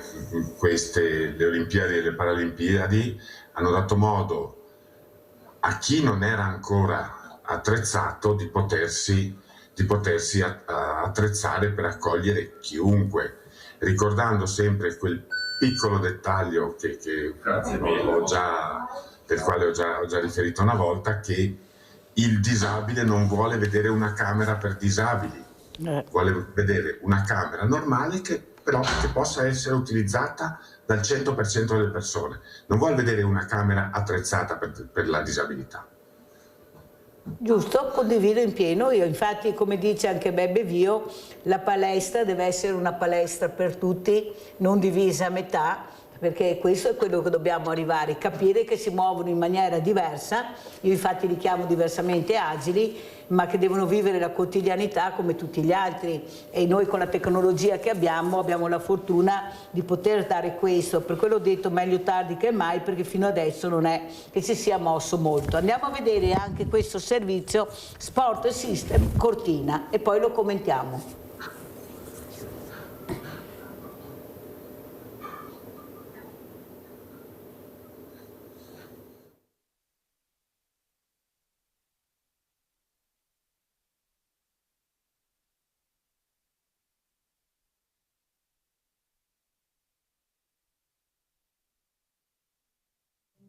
L'indotto del mondo dello sport system, che insiste in una piccola parte della provincia di Treviso, quindi non in tutta la destinazione, quindi ancora più importante, ha avuto a dati 2024 3,2 miliardi di euro di fatturato, 579 aziende più filiali e 7.800 addetti.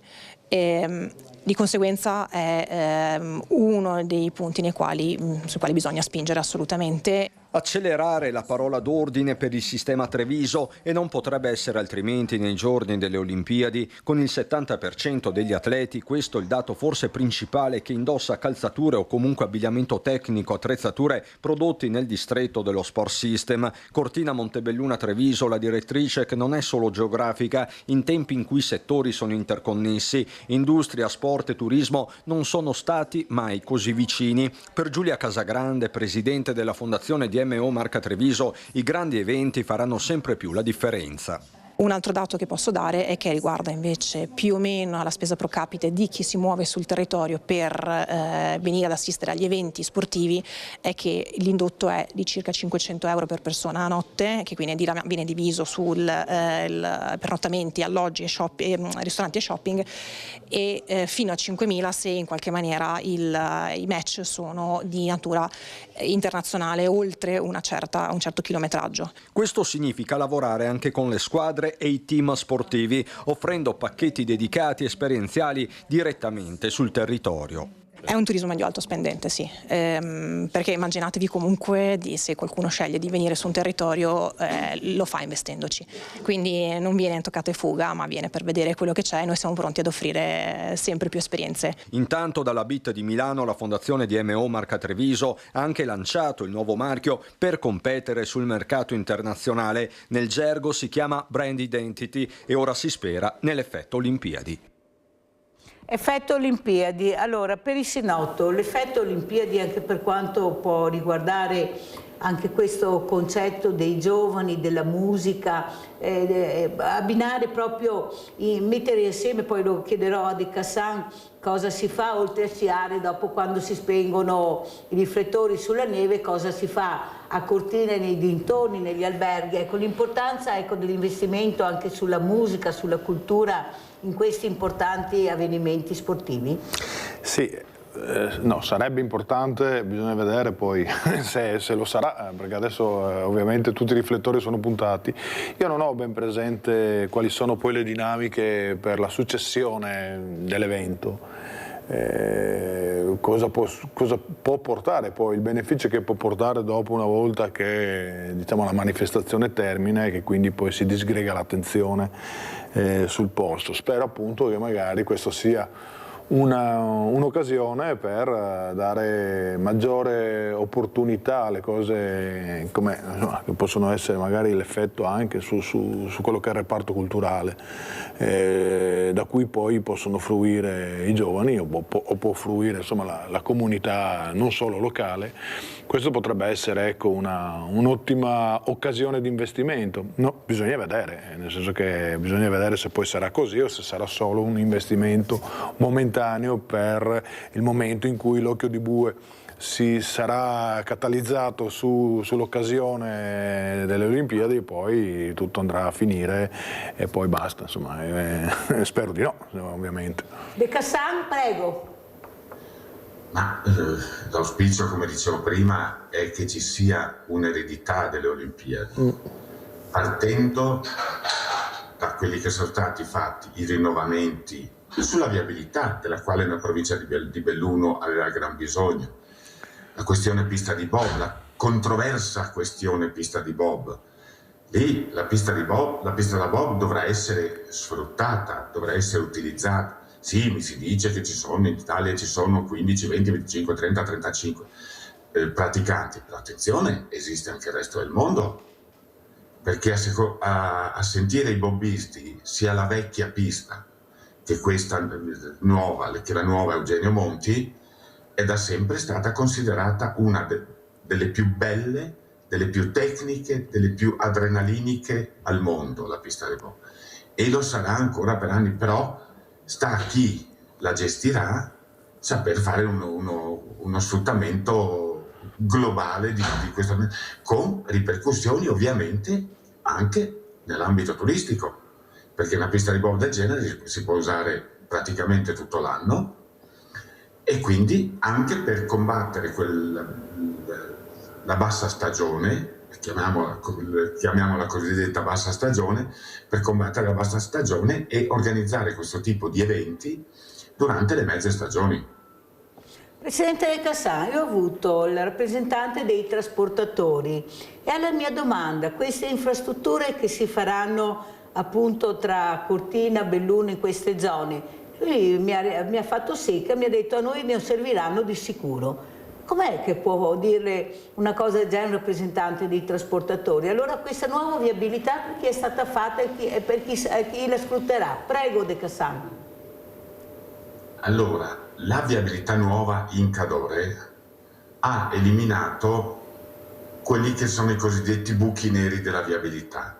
Avevamo un problema all'attraversamento di Tai di Cadore e avevamo un problema a Valle di Cadore con, purtroppo o per fortuna, una casa del 500 pericolante che insisteva sulla strada e rischiava di creare grossi problemi. Sì, di certo non risolverà i problemi del Cadore queste due varianti, come poi la variante di San Vito che verrà fatta e la variante di Cortina, però perlomeno forse eviteranno code, rallentamenti, quindi con maggiori problematiche di traffico. Chiaro, l'autotrasportatore forse per il traffico pesante non ci si renderà conto, oppure ci si renderà conto di poco di queste varianti alla viabilità. Però intanto due problemi sono stati risolti, ripeto, Tai di Cadore e Valle di Cadore, e in seguito speriamo di avere una viabilità buona per tutti, che non crei intasamenti, code, incolonnamenti con tutto finalmente abbiamo capito anche come funzionerà, perché appunto c'era questo, a chi serviranno queste varianti, e De Cassan è stato chiaro, molto chiaro in questo. La ringrazio per far capire di quello stavamo parlando e la mia domanda. Maurizio da Conselve, ciao Maurizio. Ciao Mirella, buongiorno ai tuoi ospiti. Allora, io voglio porvi delle domande qua, molto interessanti, per conto mio, poi dopo non lo so per voi. Allora, tutta sta gente che va a vedere le Olimpiadi di Milano e Cortina, non vanno mica a lavorare, cioè non hanno un lavoro, voglio dire. No, perché qua ti fanno vedere due mondi completamente diversi. Allora, i soldi ci sono quando ci sono queste manifestazioni. Quando non ci sono queste manifestazioni va tutto male, ok? Siamo rovinati, i soldi non ci sono e quant'altro. Allora, delle due l'una, ok? Ecco, delle due l'una. Allora, siccome che io praticamente faccio parte di quel mondo che purtroppo ben venga, lavoro e non ho tempo di andare a vedere queste cose, ecco, perché io ci tengo al mio lavoro, ok? Ecco, però certo che la gente qua comincia a porsi delle domande. Allora, o va tutto bene Madama la Marchesa o va tutto male Madama la Marchesa. Attendo vostre risposte, grazie. Periscinotto. È una domanda comunque legittima. Beh, insomma, diciamo che siamo in 20 milioni di lavoratori in Italia e quindi insomma sui numeri potremmo anche trattare un discorso a sé.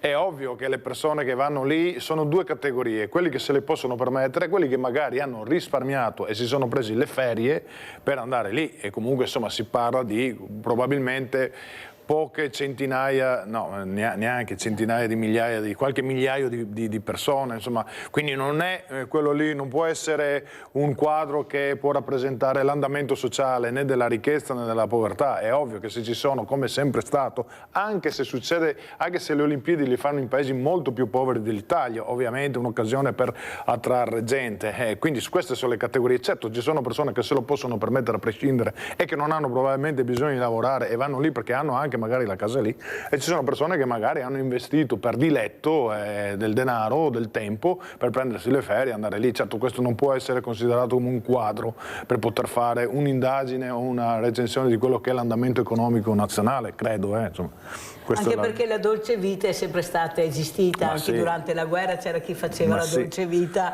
e popoli morivano, funziona così, non c'è niente da fare. Vorrei rispondere al signore molto simpatico. Quest'estate, dopo tanti anni, insomma, sono andato al mare con la famiglia, sono andato a Caorle e ho visto una notevolissima compressione delle presenze che tutti quanti manifestavano, i ristoratori, e quello probabilmente può essere magari più, perché in quel periodo dell'anno in tutta Italia vanno in vacanza, e quello può essere registrato come magari un segnale, no, di quello che può essere l'andamento economico. Ovvio che se le Olimpiadi le fanno qui, hai voglia, anche perché verranno anche dall'estero moltissime persone. Infatti è quello che spera anche il Presidente De Cassan. Soprattutto, ecco, Presidente, capire anche l'importanza di investire anche nel futuro dei nostri giovani, ad esempio far partecipare di più le scuole, iniziare a fare più sport, visto le strutture che hanno messo in piedi. Sarebbe veramente un peccato non sfruttarle come dice lei. Ecco che anche gli alberghi avrebbero un giro diverso, i diversamente giovani, portarli a fare queste settimane bianche, non so perché da farle solo certe persone, settimane bianche,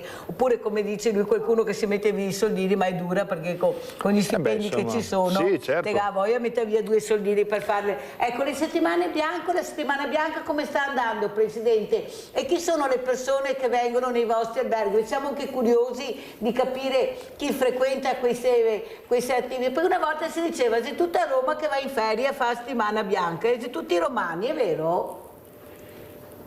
Ma c'è un'alta percentuale di romani, come c'è un'alta percentuale di italiani in genere, ma c'è un'altissima percentuale di stranieri. E come ho detto più volte, stiamo assistendo a una fortissima internazionalizzazione dei mercati turistici, sia estivi che invernali, e sul discorso settimane bianche sta andando abbastanza bene. Come ho detto in apertura, è un anno un po' particolare questo. Spesso qualcuno si è spostato altrove per paura di trovare il caos, di non potersi muovere. Un po' c'è stata qualche falla sulla comunicazione, però da quanto ho sentito ieri e nei giorni scorsi, le settimane bianche stanno andando abbastanza bene. Riguardo anche alla telefonata del telespettatore di prima, giustamente, come giustamente diceva per il Sinotto, c'è gente che ha prenotato con oltre un anno d'anticipo, ha prenotato l'albergo per non perdersi le gare. Io qualche giorno fa ho avuto una famiglia di americani con un bimbo di 4 anni che si erano fatti Milano, poi sono venuti qui a vedere il curling e poi si spostavano a vedere lo snowboard. Con sto povero bimbo che portato a vedere le gare anche la sera, tornava stanchissimo sto bimbetto, e c'è proprio un'alta percentuale di persone che si prende le ferie proprio per andare a vedere le gare olimpiche, e idem dicasi per le migliaia di volontari che lavorano sulle zone olimpiche, che dovremmo ringraziare a piene mani, tutti questi ragazzi, giovani, meno giovani, che vanno a fare il volontariato nelle sedi olimpiche. Allora andiamo a vedere anche, visto che abbiamo parlato di sport, questo video che ha portato Pablo Perissinotto per ricordare Giovannino Guareschi, e poi spiegheremo chi era Giovannino Guareschi. Andiamo a vedere.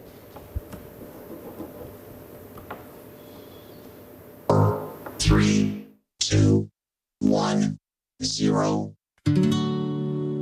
Se lo guardi dal mondo un minuto, un parroco arguto in lui troverai. In lotta col suo rivale, un sindaco amante degli operai. Uno scontro tra sacro e profano, un mito italiano se non lo sai. Se lo guardi da un'altra sedia, una qualche tragedia in lui scoprirai.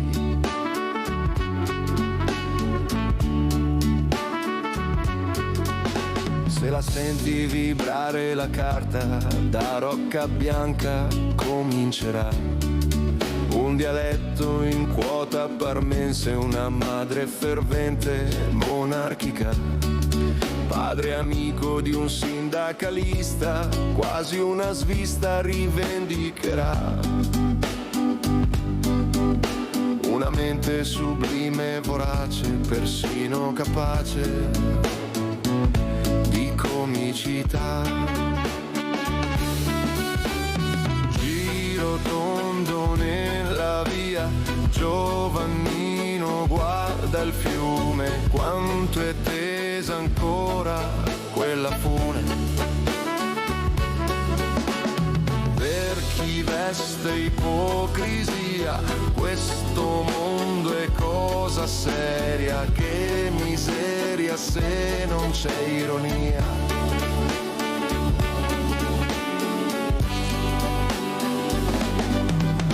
Per ogni tua cosa perduta c'è una ferita che ti cambierà. Nei campi di morte hai trovato entrambi le facce della crudeltà. Per chi ti ha voluto soldato ti sei solo armato di felicità. Tra un lutto e uno sfregio subito è nata una luce di umanità. Giro tondo nella via, Giovannino guarda il fiume, quanto è tesa ancora quella fune. Per chi veste ipocrisia, questo mondo è cosa seria, che miseria se non c'è ironia.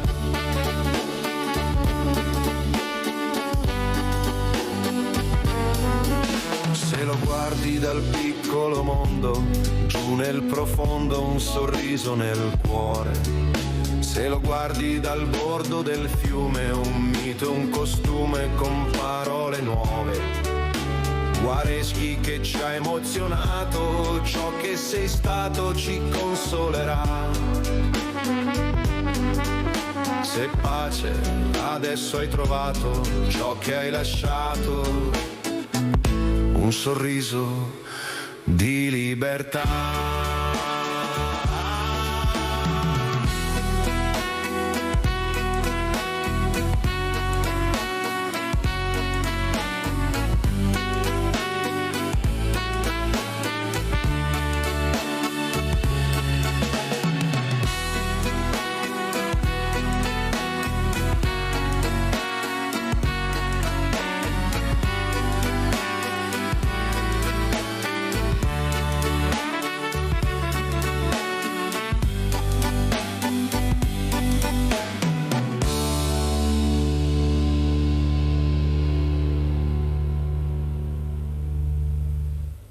Complimenti Pablo anche per questa canzone.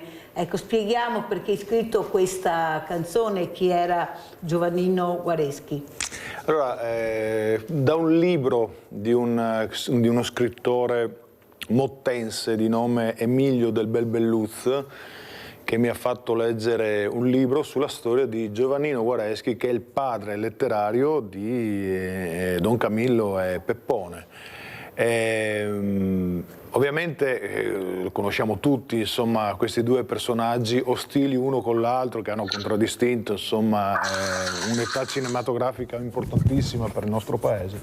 Però avevo un po' eluso qual era l'origine di questo bellissimo, insomma, quadro sociale dell'epoca, e quando ho letto il libro che riguardava appunto la biografia di quello che ha poi scritto tutti i libri che hanno dato vita alla saga di Don Camillo, sono rimasto molto sorpreso, perché effettivamente è stato un personaggio che, al di là della sua capacità, del suo talento e della sua narrazione, insomma, ha avuto una vita molto particolare. Nella canzone dico: nei campi di morte hai trovato entrambi la faccia della crudeltà, perché Giovannino Guareschi è stato sia nei campi di concentramento nazisti che nei campi di concentramento comunisti. C'è una cosa abbastanza singolare, e al di là di questo, insomma, è stato un personaggio straordinario.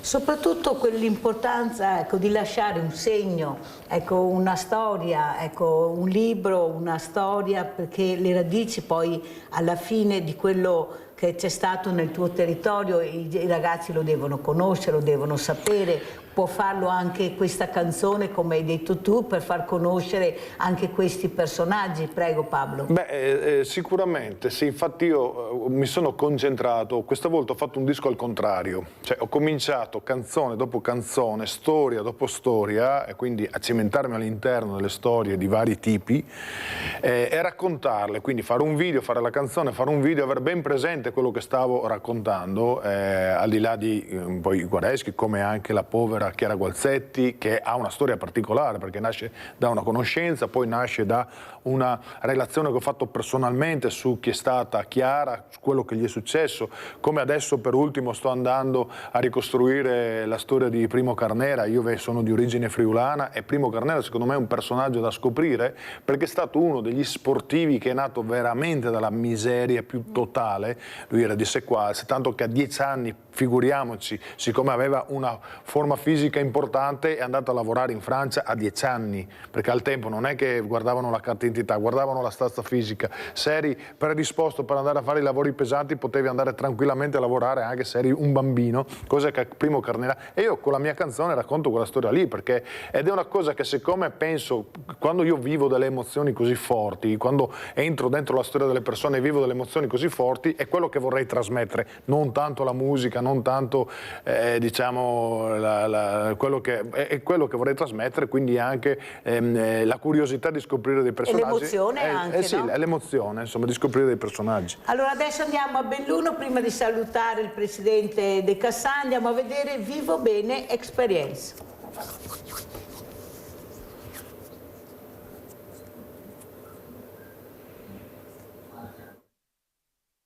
Ci spiega Muoviti, respira, vivi, cos'è e cosa serve?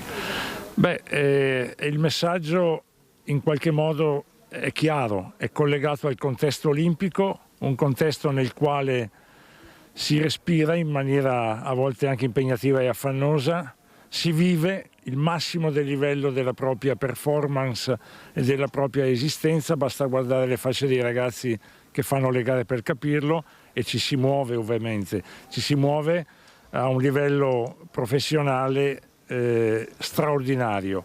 Questo messaggio però è per tutti, perché ognuno di noi è chiamato a mettere in campo stili di vita utili per la propria salute, quelli che si chiamano stili di vita salutari.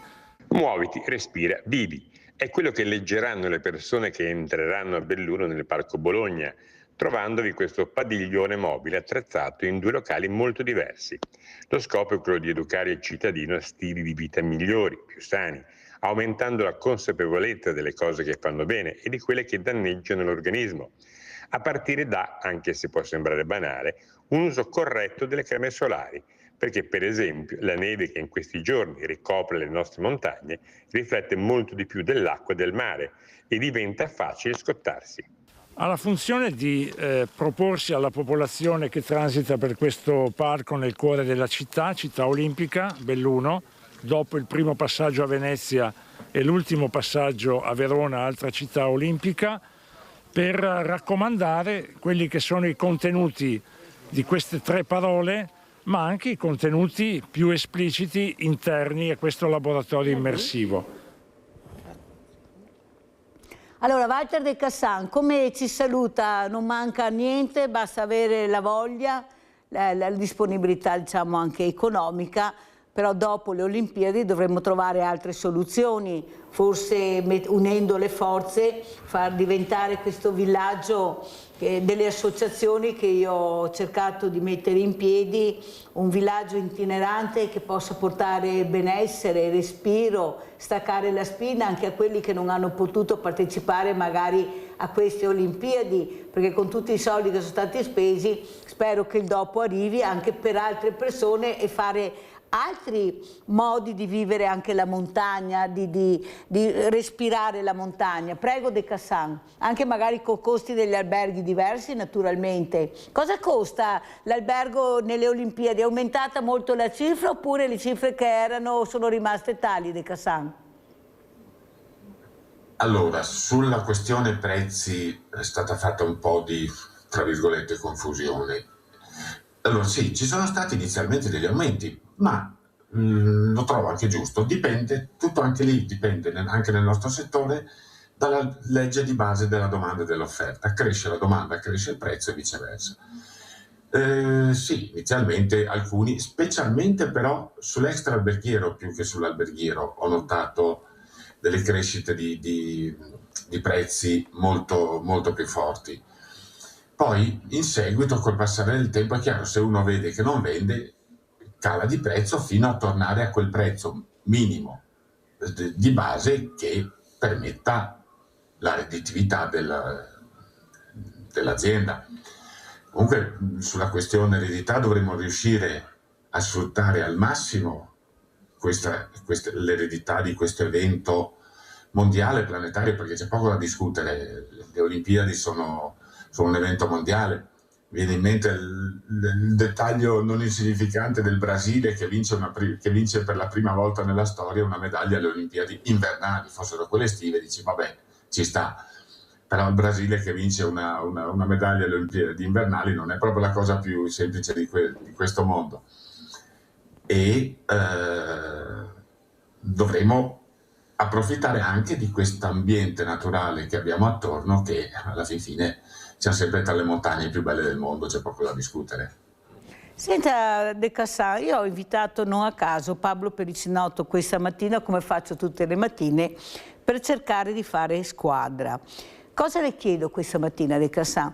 È possibile portare, ecco, queste canzoni e magari fare anche delle aperture a questi importanti segnali di sicurezza per quanto riguarda anche questi femminicidi, proprio cercando di portare anche questi genitori, ad esempio Gualzetti, penso io, che sta cercando in tutte le maniere di portare avanti questo esempio di onestà, di intellettualità, con questi libri, con queste musiche, anche negli alberghi. Si potrebbe fare per far capire anche che c'è un altro mondo dove deve essere conosciuto, deve essere supportato, così cambieremo anche la cultura, perché c'è un cambiamento culturale, ma dobbiamo fare tutti squadra. Sarà possibile presentare questi libri, questi convegni, fare dei convegni anche con queste canzoni che riportano veramente la storia di quello che è anche in questo momento il nostro paese? Io sono sempre del parere che tutto è possibile, basta volere. Cortina già con certe manifestazioni musicali, letterarie, diciamo che è avanti rispetto ad altre località. Chiaro, attenzione, a Cortina c'è anche un bacino di utenza molto forte, molto grande, però, ripeto, tutto è possibile, basta volere, però è ovvio che tutto, sul ragionamento che ha fatto lei, tutto deve partire dall'educazione di base da parte e della famiglia prima e della scuola poi. Perciò io posso dare il suo numero, se mi permette, a Pablo Perissinotto per cercare di me. No, io ci tengo tanto, guardi, De Cassan. Io non c'entro nulla. No, lui non c'entra niente, è Mirella che fa queste unioni, come l'ho fatto anche nella prima parte, per cercare di far capire l'importanza di questo genitore e di altri genitori che stanno cercando di fare un cambiamento culturale. De Cassan, posso dargli il suo numero a Perissinotto e a papà Gualzetti? Certamente, da parte mia nessun problema. Chiaro, io mi occupo di alberghi e albergatori, certo. Poi eventualmente metto in contatto alcune realtà con altre. Bravissimo De Cassan. Tramite. Era proprio quello che volevo. Poi sa, Mirella i sindaci bene o male li conosce anche tutti, non è un problema per me coinvolgere, perché vede, io penso che questo dolore, tipo i genitori di quei ragazzi a Crash Montana, vada rispettato. Ecco, inutile girarsi da un'altra parte, sono genitori che non vedranno più i loro figli ed è giusto, stiamo parlando di un paese di montagna dove veramente lo sci è di casa anche là, dove questi bambini, questi genitori, perché per loro un genitore rimane sempre un bambino, il figlio, anche se diventa grande. Ecco, il rispetto di questi, di iniziare a parlare per fare un cambiamento culturale, perciò De Cassan la ringrazio per la disponibilità che mi ha dato. Le presenterò, come ha visto questa mattina, un cantautore per bene che sta cercando anche lui di fare un cambiamento culturale, cercando di aiutare anche questi genitori, scrivendo delle canzoni per queste ragazze e ragazzi che non ci sono più. E soprattutto anche noi dobbiamo capire che tutti quanti dobbiamo mettere la famosa goccia nell'oceano col nostro comportamento. Grazie, grazie ai miei ospiti, pubblicità.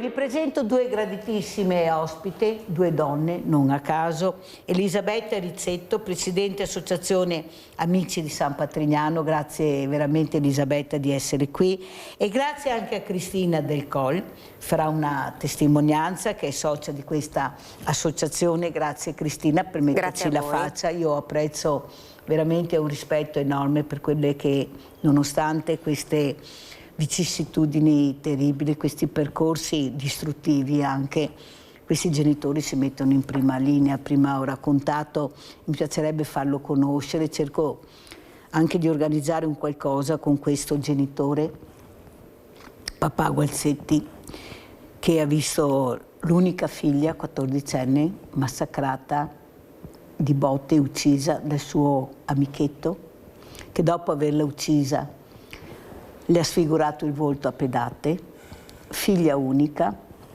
dopo ha perso la moglie, si è ammalato di un tumore eppure, nonostante tutto, sta ancora cercando di mettere questa goccia nell'oceano con convegni, con questo cambiamento culturale che ci deve essere contro le droghe. Ecco, io veramente ti ringrazio, Elisabetta Rizzetto, di essere qui anche per rispetto di questo genitore che rappresenta altri genitori, come tanti, come il Cecchettin, come tanti genitori, come fate voi, che nonostante questi percorsi, come ho detto prima, cercano di far capire che il cambiamento può avvenire, però dobbiamo fare squadra, dobbiamo essere in tanti, è una squadra veramente fatta da varie realtà. Allora, partirei proprio da Cristina. Cristina, cosa è successo? Perché sei qui questa mattina e cosa vuoi dire? Prego. Io sono la mamma di Federico, che adesso ha 22 anni ed è da 2 anni in comunità San Patrignano. Diciamo che Federico ha avuto un'infanzia abbastanza travagliata. In terza elementare è stato vittima di bullismo e in quell'occasione lì lo avevamo trasferito in un'altra scuola. Però poi, diciamo, ritornando nella stessa scuola, alle medie, si è ripetuto purtroppo questo bullismo. Tra la prima media e la seconda media ha perso dei punti di riferimento, il miglior amico, la bisnonna, il suo professore del cuore. E da lì in sostanza chissà cosa si è creato all'interno di lui. È successo che in seconda media da bullizzato è passato dalla parte dei bulli, quindi ha iniziato ad andare male a scuola, a combinare malanni, eccetera eccetera. Il contatto con le sostanze è avvenuto in prima superiore. Lui andava a scuola a Pordenone e durante l'anno scolastico praticamente un giorno è stato beccato davanti a scuola che acquistava un paio di canne.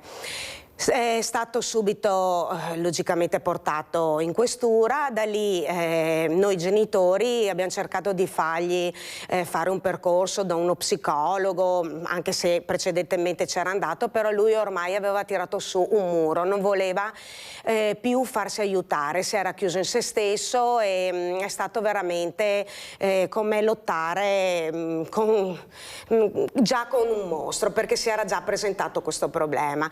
Dopo 2 anni, una mattina alle 6 sento suonare il campanello, erano le forze dell'ordine perché avevano beccato Federico in un casolare abbandonato che aveva piantato un paio di piantine di marijuana. Abbiamo avuto la perquisizione della casa e vi garantisco che per noi genitori è stato un trauma incredibile.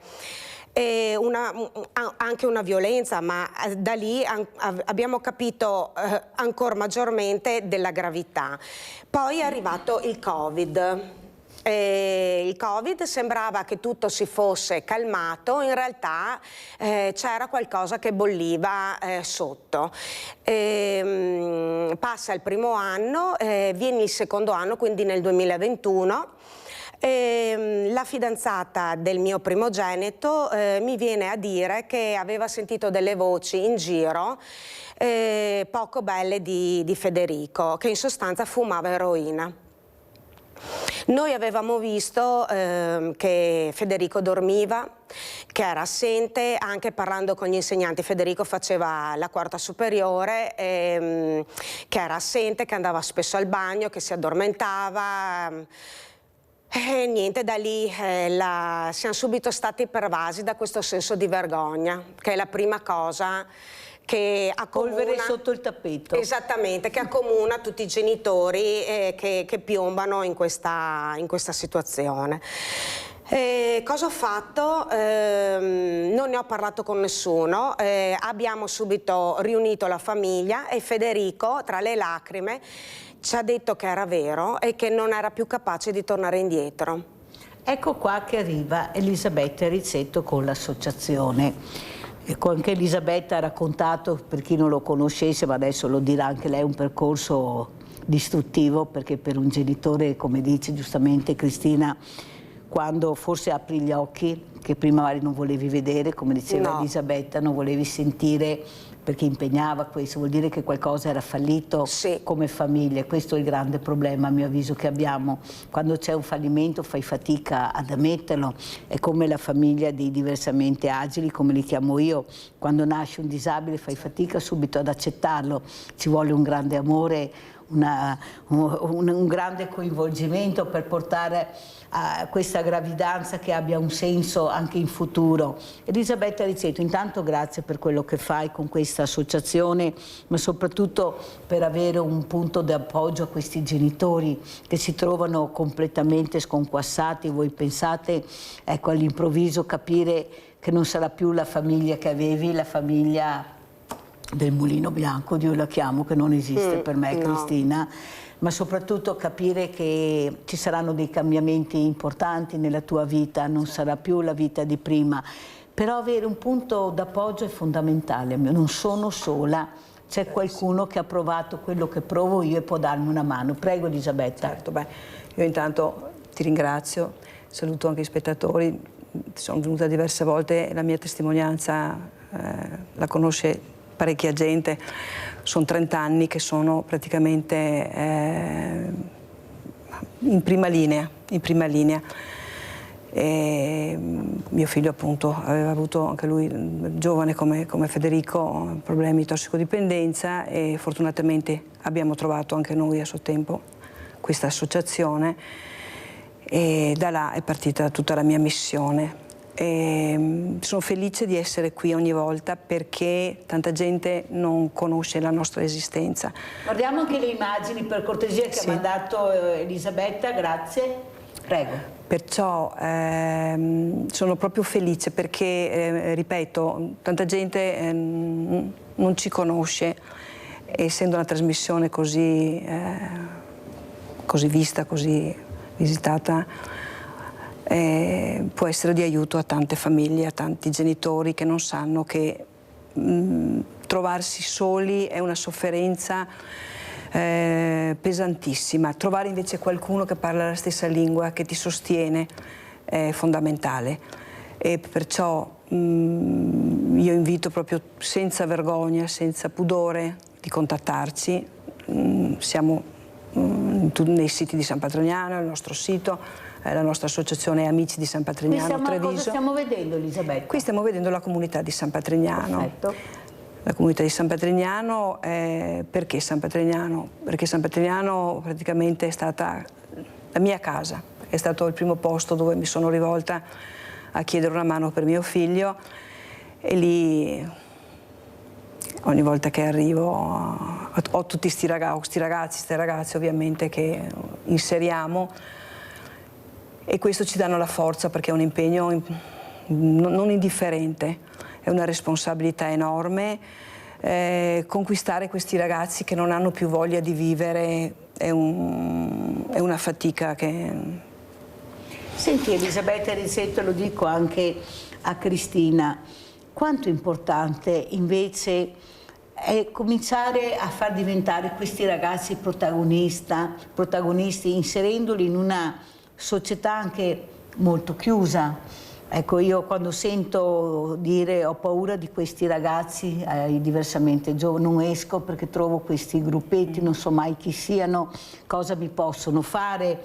Ecco, c'è da aver paura, bisogna capire da quale angolazione, ecco, Elisabetta poi in particolare ha capito l'importanza di avvicinarli, ma bisogna sapere, non puoi farlo, i genitori non sono in grado di fare questo, l'ha detto Cristina, ecco, vedevo che qualcosa non andava, ma cosa faccio, dove vado, lui non parla, io non riesco a dialogare con questo ragazzo, eppure si fa fatica a chiedere aiuto, ecco. Elisabetta, ma perché facciamo fatica? Proprio i genitori fanno fatica a chiedere aiuto? Beh, ultimamente poi non ne parliamo nemmeno perché le telefonate sono tantissime, perché io ricevo, ho contatti, fa 3-4 come minimo al giorno telefonate di famiglie disperate, però la telefonata non ti metti, capisci, non ti esponi, sei dietro, sei nascosta e lì senti la disperazione, ma nonostante la disperazione, io quello che sono veramente preoccupata,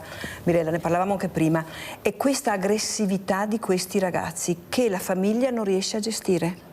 hanno paura, si chiudono in camera, si chiudono in cucina perché sono terrorizzati. Cosa sta succedendo? Io ho dei momenti che non trovo le risposte. Potrei forse immaginare che sono cambiate le droghe, probabilmente, perché anche questi ragazzi, sì, le canne, ma nelle canne c'è tutto, parte dalla canna, ma sono inconsapevoli che dentro la canna, capisci, non c'è un'erba. L'ha detto Cristina, dalla canna è passato all'eroina. Perché danno una dipendenza enorme, perché dentro c'è di tutto. Ma questi ragazzi, io parlo di 18-20 anni, sono già al crack, c'è la cocaina. Non parliamo di fentanyl, queste cose perché ancora... Ecco qua, ferma Elisabetta, proprio ho avuto Fra Lorenzo da Trieste, che lui mi ha detto, e ti avrei contattato e ti ho contattato, perché è molto preoccupato di questa droga. Ha detto guarda che a Trieste è una cosa incredibile. Ecco, questo fentanyl, cos'è? Un'altra sostanza che si può acquistare anche facilmente, perché ve la ordino via internet, perché fanno così. Ecco, ma è possibile che non si possa fermare, ecco, anche questo? Veramente sta diventando una cosa, è uno shopping ormai alla portata di mano di questi bambini, di questi ragazzini. Certo, e più sai, più se ne parla, più spaventa, scatta qualcosa, perché tutti siamo stati adolescenti, tutti abbiamo, chi di noi non ha trasgredito, perché insomma i miei anni 60-70 me li ricordo, adesso guardiamo le ragazzine con le minigonne e con gli stivali, insomma, però io non ho mai visto un'aggressività del genere. C'è proprio una rabbia incontenibile e credo che sia sicuramente dovuta anche a questo tipo di sostanza. Fentanyl da noi ancora in associazione non ne ho avuto uno che sia venuto me ne basta, me ne avanza, perché insomma già la cocaina e il crack è devastante. Però ecco, sta cambiando il mondo veramente in peggio ed è Cristina proprio Del preoccupante. Colle. Questi genitori dicono la famiglia, dovrebbe intervenire la famiglia, dove sono i genitori, cosa fanno, possibile che non si accorgano che questo ragazzo fa uso delle sostanze, che ci vogliono anche soldi, ecco, questi comportamenti, io sono dell'avviso, Cristina, che si vedono i comportamenti. Io ho raccontato che sotto la loggia dei Cavalieri una tarda mattinata ero andata via dalla trasmissione, ero arrivata in centro e sotto la loggia dei Cavalieri ho visto due ragazzine completamente fuori, ma completamente drogate naturalmente, appena uscite da scuola. Mi sono firmata e ho detto ragazze, un'aggressività incredibile, però le ho guardate molto negli occhi, le ho proprio fissate. Ho detto adesso io chiamo chi di dovere, perché voi non potete fare queste cose. Voi non... Però era uno sguardo che incontrava il loro sguardo. Allora loro prima mi hanno sfidato, nel senso come dirmi io non ho paura di te. Però nel momento che io mi sono ancora più avvicinata a loro per far capire che anch'io non avevo paura di loro, soprattutto questo telefono che io avevo, ha fatto sì che loro capissero che io non stavo scherzando. E come ho raccontato di quella ragazza che questa mattina aveva la macchina che fumava in tutte le maniere, nessuno si fermava per dire guarda che c'è, lei era completamente fuori, cioè non so, non si accorgeva di niente, continuava a correre con un fumo che poteva bruciare all'improvviso, le ho fatto segno di accostare. Perché ci giriamo dall'altra parte e abbiamo paura? Tu, Cristina, avevi paura di affrontare tuo figlio, di dire cosa stai facendo, chi sei? Vedevi che qualcosa non andava e non avevi il coraggio di affrontare la situazione, tu, tuo marito, la tua famiglia? Scusa se te lo chiedo, no, è assolutamente lecito. Diciamo che però a me me lo sono venuti a dire che Federico si drogava. Io pensavo bevesse o avesse, cioè in quel momento lì, perché poi si è manifestato tutto in un breve periodo, ok? Allora, di domande ce ne siamo fatte tante, perché comunque noi siamo una bella famiglia, siamo molto uniti, e ci siamo chiesti 1000 volte in cos'è che abbiamo sbagliato, cos'è che è mancato, cos'è che manca ai giovani al giorno d'oggi perché vanno in cerca della sostanza. Questi ragazzi sono estremamente fragili e nella sostanza trovano la forza di far fronte alla vita.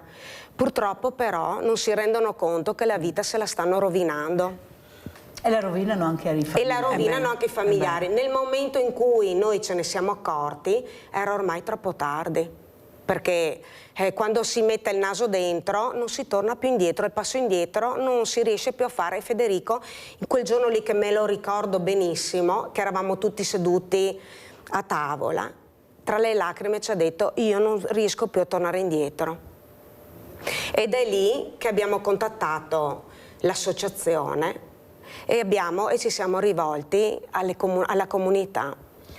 Perché, perché la comunità è l'unico percorso che può permettere a un ragazzo o una ragazza di salvarsi la vita. Cristina, la scuola, dicono la scuola. Ecco, tu che hai provato, ti do del tu perché siamo un'associazione, anch'io ho le associazioni. Quanto è importante è che ci fosse anche un dialogo con la scuola? Io non sono dell'idea che la scuola deve fare questo, però la scuola deve comunicare. Io ho avuto un insegnante, e lo dico anche a Elisabetta Rizzetto, mi piacerebbe farvelo conoscere, un giovane insegnante, un docente, ha detto: noi tutte le mattine è come se salissimo sul Monte Bianco. Noi vediamo chi abbiamo, vediamo i ragazzi difficili, quelli che hanno bisogno di aiuto. Il problema è vedere chi di noi ha voglia di scendere e di incontrare queste fragilità che noi vediamo. E purtroppo, ha detto, era seduta dove è seduta Elisabetta, molti miei colleghi non lo fanno. Ed è questo un problema. Ecco, l'importanza invece del dialogo, questi genitori che forse hanno più conoscenza di quello che è il ragazzo, perché lo vedono tutti i giorni, forse lo vedono più della famiglia, dico io, sì, la famiglia, ecco. Forse dare questi segnali, chiamare, dire: guardate che questo ragazzo non è più come prima, c'è qualcosa che non va. Invece questo stare zitto. Io ho avuto un altro insegnante a Villa Margherita che mi ha detto: Mirella, abbiamo chiamato non so quante volte i genitori di questo ragazzo, non si presenta nessuno. Anche qua la scuola e la famiglia, però bisogna mettere assieme, cercare di unire le forze. Vedi che si uniscono le forze? Allora, Federico frequentava il 4º anno dell'ISIS di Pordenone e io devo dire che gli insegnanti di Federico sono stati davvero speciali, perché un insegnante in particolare, una mamma sicuramente, premetto che Federico non è mai stato violento, è sempre stato un caro ragazzo, bravetto anche a scuola, simpatico, e nel momento in cui questo insegnante si accorse che Federico aveva dei problemi, mi chiamò subito. E da lì iniziò questo rapporto di collaborazione. Lei non si pronunciò subito con l'uso delle sostanze perché probabilmente non voleva mettermi in stato di allerta, ma in realtà erano proprio le sostanze. Per questo in quel momento io pensavo bevesse, pensavo facesse tardi, gli dicevo: ma Federico, ma perché di notte stai sveglio e non dormi e poi di giorno dormi? Io davvero, né io né mio marito né Lorenzo, il fratello che ha 5 anni più di lui, ci eravamo accorti di questa cosa qua, o forse non volevamo vedere, non ci credevamo perché ci dicevamo: ma come può succedere una cosa così all'interno della nostra famiglia, che la vedavamo una famiglia perfetta. Eccola là. Mirella da Riese Pio X, ciao Mirella. Ciao, buongiorno alle tue ospiti. E le faccio tanti auguri, poverine, perché una situazione così è molto molto brutta. Comunque la mia amica poverina, ecco, ha un figlio che si è drogato a 23 anni, era sposato, ecco, con una infermiera e ha avuto un bambino. Allora, comunque era una disperazione. Mia amica mi diceva: ho fatto un calvario che non si sa neanche, guarda, non posso neanche dirtelo, Mirella, ha detto. E allora no, suo cognato l'hanno portato a Sant'Egidio, è stato là 5 anni 5 anni e adesso è tornato e speriamo insomma che vada tutto bene, ha trovato il lavoro e può vedere il bambino tramite l'associazione, non è facile subito così. Comunque vede come si comporta, si è comportato bene in 5 anni e adesso è lì, è a casa, lavora a posto. Speriamo sua mamma che faccia una vita serena, che sia tutto a posto, ma è difficile, non sembra che sia facile. Grazie cara Mirella, grazie anche di questa testimonianza. Elisabetta Rizzetto, Presidente, è il dopo che fa paura, quando arrivano a casa. Bravissima. Beh, intanto auguri a sto ragazzo che probabilmente ce la può anche fare veramente, perché 5 anni sono 5 anni. Sconfiggere le dipendenze, ma non solo della droga, gioco, alcol, le dipendenze in generale è il lavoro più difficile da combattere.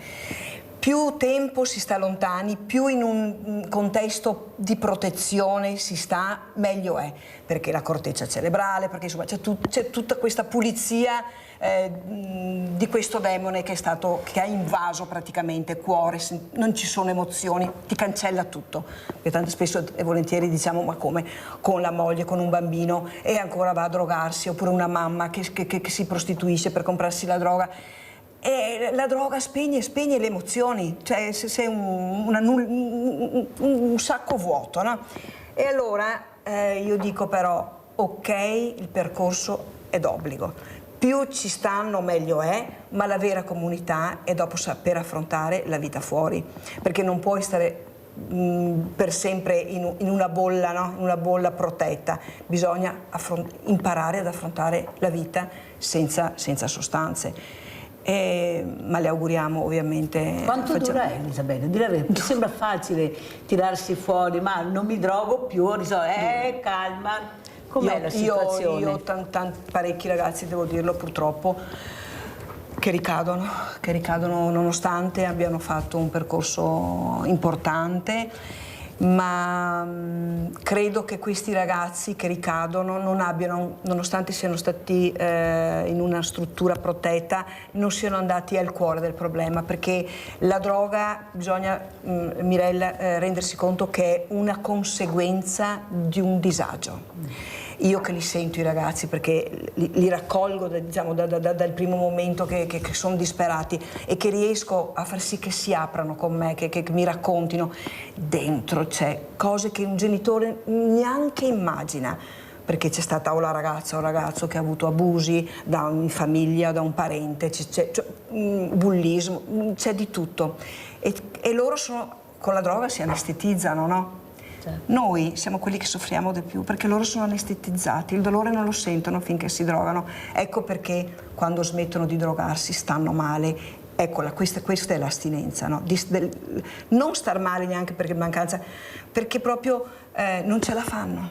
Perché il dolore, ma è sempre dipende dalla fragilità. Sì, il dolore anche fisico? Certo che sì, come dicevi tu, scuola, famiglia, istituzioni, se ci dassimo una mano tutti assieme, forse qualcosa capiremmo di più. E allora, siccome premetto, voglio dire una cosa, Mirella, ci sono tantissimi bravi ragazzi e ragazze, e forse sono la maggioranza, perché ne conosco un'infinità. È vero. Genitori, famiglie meravigliosi, che poi capita anche a loro, non è che ci sono... la testimonianza di Cristina, famiglia Mulino Bianco, chi andrebbe a pensare una cosa Abbiamo due figli, gli altri 2 sono perfetti, cioè nel senso non hanno mai avuto problemi di dipendenze, però credo che se uniamo e se andiamo a analizzare perché questi si comportano così e questi sono così.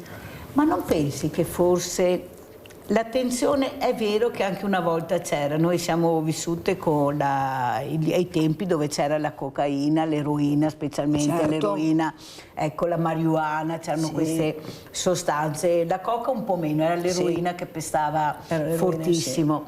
Quello che però non riesco a capire, una volta c'era qualcuno che ti guardava, io me lo ricordo bene, lo dico sempre, dove va tutti beo da ste parti? Tua mamma sai che stessi qua. Adesso non c'è più quella comunità che ti accompagna, c'è che l'indifferenza. ti guarda, bravissima, che c'è ti guarda, l'indifferenza. che dice: ma cosa fa sto bambino, sto ragazzo da queste parti? Guarda che l'ho visto con dei personaggi, così si faceva una volta. Certo. Cioè c'era questo passaparola, adesso si ha quasi paura di dire quello che magari vedi, che magari può far bene. Ecco, secondo te, Cristina, non è che ci siamo anche chiusi noi e che questi ragazzi fragili, come dici, parliamo di fragilità, non di figure forti, non trovino più, perché delle volte basta una parola per cambiare strada. Cioè un attimo, è l'attimo, ecco, cogliere l'attimo che quel ragazzo è in pericolo. Cristina. Beh, viviamo nell'indifferenza più totale, ognuno guarda il proprio orticello e c'è poco associazionismo, no? Cioè, anch'io facevo parte avevo questa mentalità, l'ho scoperta dopo entrando nell'associazione. Certo. Dovevi provare per capire. Dovevo provare per capire. Io dico sempre, nella disgrazia che mi è capitata c'è stata una grande fortuna, perché mi si è riempito il cuore di amore e di sensibilità, ed io adesso cerco di aiutare tutti quei genitori che stanno vivendo quello che ho passato io. È per questo che sono entrata dentro nella nostra associazione di Sacile e sto cercando di aiutare quante più persone possibili. Cos'è che ti spaventa di più, Cristina? Ecco, cos'è che fai fatica ad accettare? Cioè, chi è che dovrebbe aiutarvi per sostenere? Perché io dico sempre ai sindaci che dovrebbero essere anche loro, che dovrebbero organizzare degli incontri, cioè non devo essere fortunato a vivere in quel paese, ad avere Cristina, ad avere Elisabetta. Io dovrei avere quello che mi aspetta di diritto, conoscere, sapere cosa c'è nel mio territorio, come posso essere aiutato. Invece ognuno va per proprio conto, il campanile, il non campanile. Prego, Cristina. La prevenzione è fondamentale dappertutto, a maggior ragione anche qui con l'uso delle sostanze. Nel comune di Caneva io ho portato avanti un progetto molto importante con San Patrignano, appunto con We Free. Io sono di Caneva, probabilmente il sindaco si è sensibilizzato e l'assessore si sono sensibilizzati maggiormente, perché comunque non è caduto solamente Federico 2 anni fa, ma anche altri ragazzi del comune, e insieme abbiamo portato San Patrignano alle scuole medie di Caneva. Questo lo dovrebbero fare tutti i sindaci, ed è quello su cui io sto lavorando. Ho fatto anche dei corsi con il centro servizi volontariato, proprio per cercare di imparare come fare ad entrare nelle scuole, dalle scuole medie, perché purtroppo si approcciano alle medie, alle sostanze, alle superiori. La prevenzione è fondamentale. Allora, Elisabetta Rizzetto, invece tu cosa vuoi dire? Ecco, cosa chiederesti alla politica? Io ho avuto ospite proprio venerdì il nuovo presidente della regione Alberto Stefani, che ha dimostrato un'apertura enorme, specialmente al sociale, a quello che sono i problemi veramente che riguardano la comunità. Ecco, cosa vorreste dire al nuovo governatore, al nuovo presidente della regione Alberto Stefani? Le ho anche scritto, probabilmente non ho avuto tempo di risponderci, di darci una mano, ma concreta, con la prevenzione, questo sì. Nel nostro territorio, la provincia di Treviso, dal sindaco di Treviso e anche altri sindaci ci hanno sempre dato veramente un appoggio, tanta luce, anche tanta su questo non ho nulla da dire. Non basta perché siamo volontari, anche se ci sono piccole spese, ci sono. Sembra che sia tutto dovuto, tutto anche scontato. Perché adesso con la burocrazia che abbiamo, non ne parliamo, mondo, però diventa sempre più complicato e difficile. Dico sempre che dobbiamo pagare per fare i volontari, l'ho detto anche al Presidente, lui mi ha detto è vero, rimedieremo, anzi ti prego, che lui mi ha detto che se ho delle proposte da dirglielo.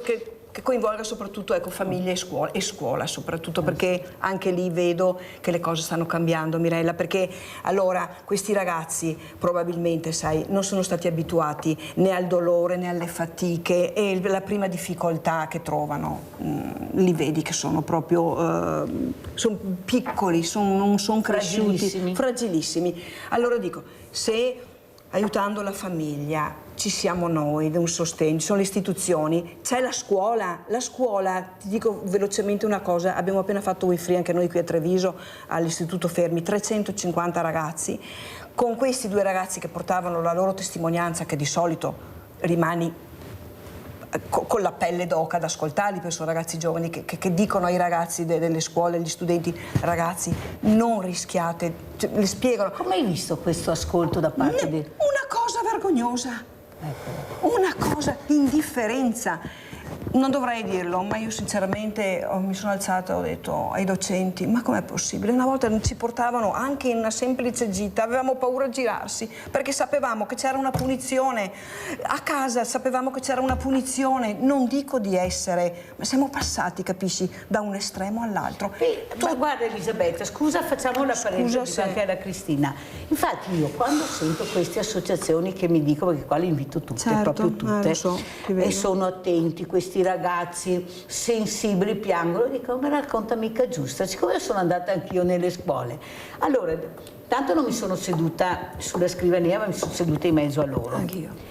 E soprattutto non ho visto, come dici, tutta questa attenzione. No. Ho visto chi era attento, certo, chi se ne fregava, chi dormiva, chi faceva i fatti suoi. Certo. Allora io ho detto non ci siamo, ecco perché non abbiamo volontari giovani, quasi tutti sono senza volontari, perché non li abbiamo intrigati con questa maniera, con la lezioncina in classe. Ma come? Sono anni che andiamo nelle classi, Cristina, e non abbiamo il numero di ragazzi che vengono a fare i volontari, vuol dire che la comunicazione è stata sbagliata. Ecco, io penso, forse dobbiamo intrigarli di più, farli diventare loro protagonisti. Probabilmente, ma guarda che queste... Perché a questo punto non so cosa dire. Li coinvolgono i ragazzi, sai, per 3 volte si sono intervenuti, abbiamo interrotto e questi ragazzi le hanno detto guarda che noi veniamo da lontano per voi, ma perché siete venuti? Cioè, e allora io dico, Adriano da Campalto, veloce Adriano, vai! Sì, velocissimo, volevo dire una cosa, no? Intanto buongiorno a lei, signora, e alle sue protagoniste. Allora voglio dire una cosa, sono molto contento di sentire, ho sentito un bel discorso, che in sostanza portare i ragazzi, sembrerebbe più giusto, una volta alla settimana in municipio a partecipare e a dialogare con il sindaco. Se questi sindaci cominciassero a discutere con queste persone una volta magari alla settimana, forse sarebbe già un buon vantaggio anche per noi. E l'idea che mi ha dato spunto la signora che in mezzo, non so il nome, Cristina.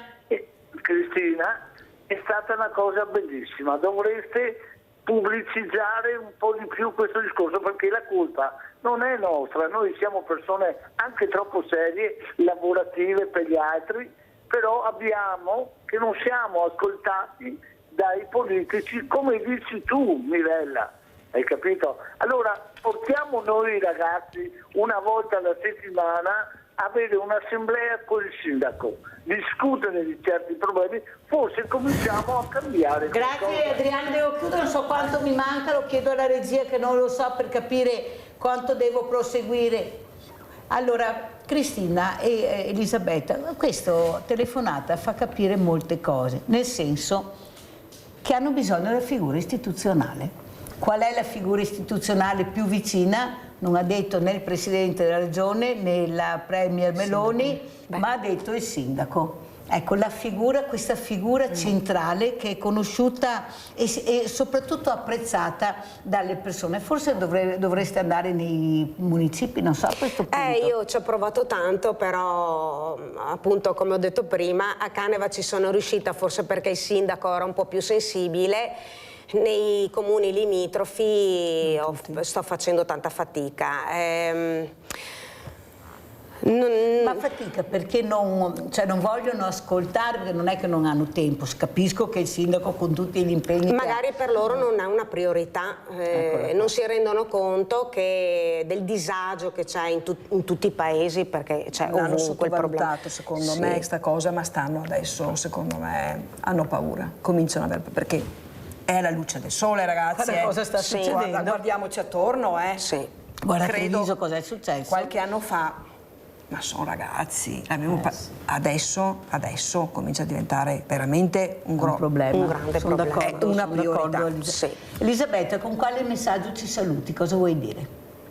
Beh, guarda e lancia il tuo messaggio. Il mio messaggio è che noi ci siamo, noi le cose le facciamo con il cuore e se avete bisogno sapete dove trovarci, poi c'è Mirella che ci ospita spesso, è il nostro gancio sicuramente, e auguro a tutti i genitori che stanno vivendo questo, io dico questo problema, poi ce ne sono altri, ma questo in particolare perché lo conosco, so cosa vuol dire, sappiamo io e Cristina che ci siamo passati, di non rimanere da soli. Quella vergogna non deve esistere perché tanto pensiamo che nessuno sappia, ma tutti sanno.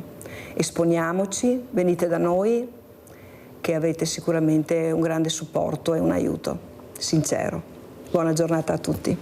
Cristina Del Col, con quale messaggio vuoi salutare? Cosa vuoi dire? Ha già detto tutto Betty. Anch'io vi ringrazio per averci dato questa opportunità. Le associazioni, ci sono 48 associazioni in tutto il territorio italiano, chi ha bisogno contatti San Patrignano o contatti Betty per l'associazione di Treviso, io per l'associazione di Sacile, quindi noi siamo qui, se avete bisogno non vergognatevi e chiamateci. Che è molto importante. Che è molto importante. Grazie a Elisabetta Rizzetto, Presidente Associazione Amici di San Patrignano di Treviso, grazie a Cristina Del Col che è una testimone ma socia di questa associazione, referente San Patrignano di Sacile, grazie anche a voi, adesso andiamo a vedere l'assegno, il vostro assegno e noi ci vediamo domani mattina. Ciao grande famiglia di Rete Veneta, oggi siamo a Resana e stiamo per entrare in casa di Emilio, che penso ci stia aspettando. Eccolo qua. Ciao Emilio. Ciao Mirella. Come va? Ciao. Per la salute non va delle migliori. Non va tanto bene. No, anzi, sta peggiorando. Adesso ho dovuto fare anche gli occhiali perché con il discorso dell'anemia e tutto quanto sto perdendo anche la vista. Allora, tu sei venuto a Rete Veneta e hai chiesto aiuto specialmente per curarti perché non ce la fai. No. Non lavori. Sei da solo, hai una compagna ma anche lei che non lavora? È difficile andare avanti perché il problema è che io prendo una pensione di invalidità, 289 euro, ne spendo 200 per i farmaci che non sono passati dall'USL perché una è una malattia grave, gli altri purtroppo sono farmaci che bisogna pagare. Stiamo entrando in casa di Emilio, permesso. Allora, raccontiamo un po' brevemente la tua drammatica situazione. I tuoi genitori sono morti, tu ti sei ammalato, cosa hai avuto? Niente, 5 anni fa ho fatto un ictus a tutta la parte sinistra e poi hanno scoperto che hanno trovato un lioma al cervello che non è operabile, che è un tumore comunque alla fine. E adesso si è aggiunta anche la siringomielia, che è una malattia rara che divide il midollo in 2 canali, non più in uno unico, e questa nel Veneto non è riconosciuta. Io per cure o dottori e tutto quanto devo andare su a Brescia e anche i farmaci non sono passati, devo pagarmeli e ogni scatola sono 29 euro e ce ne vogliono 4 alla settimana. Come mai ti sei rivolto a Rete Veneta? Perché ho visto la trasmissione, ho visto che voi fate tanto per il popolo veneto, per tutti quanti e ho detto provo a vedere cosa mi dicono, cosa... Sei riocci Emilio? Chiusi. Sì, perché è quasi un casino. Pim pum pam, zappa qua l'assegno in mano, vai. Eccolo qua, dai, siete te curi una santa. Grazie di tutto cuore a voi di Rete Veneta, specialmente anche a te Mirella e tutti quelli che ti danno una mano per andare avanti. E pagherò le bollette e dopo mi prenderò anche la scorta dei farmaci. Allora io ringrazio tanto la grande famiglia di Rete Veneta, ma se non ci foste voi cosa dovrei fare? Io dovrei inventare voi, ma veramente grazie di cuore, questa persona ha bisogno di essere curata, ne ha il diritto, la malattia è molto grave e perciò noi siamo qua. Grazie e alla prossima, ciao!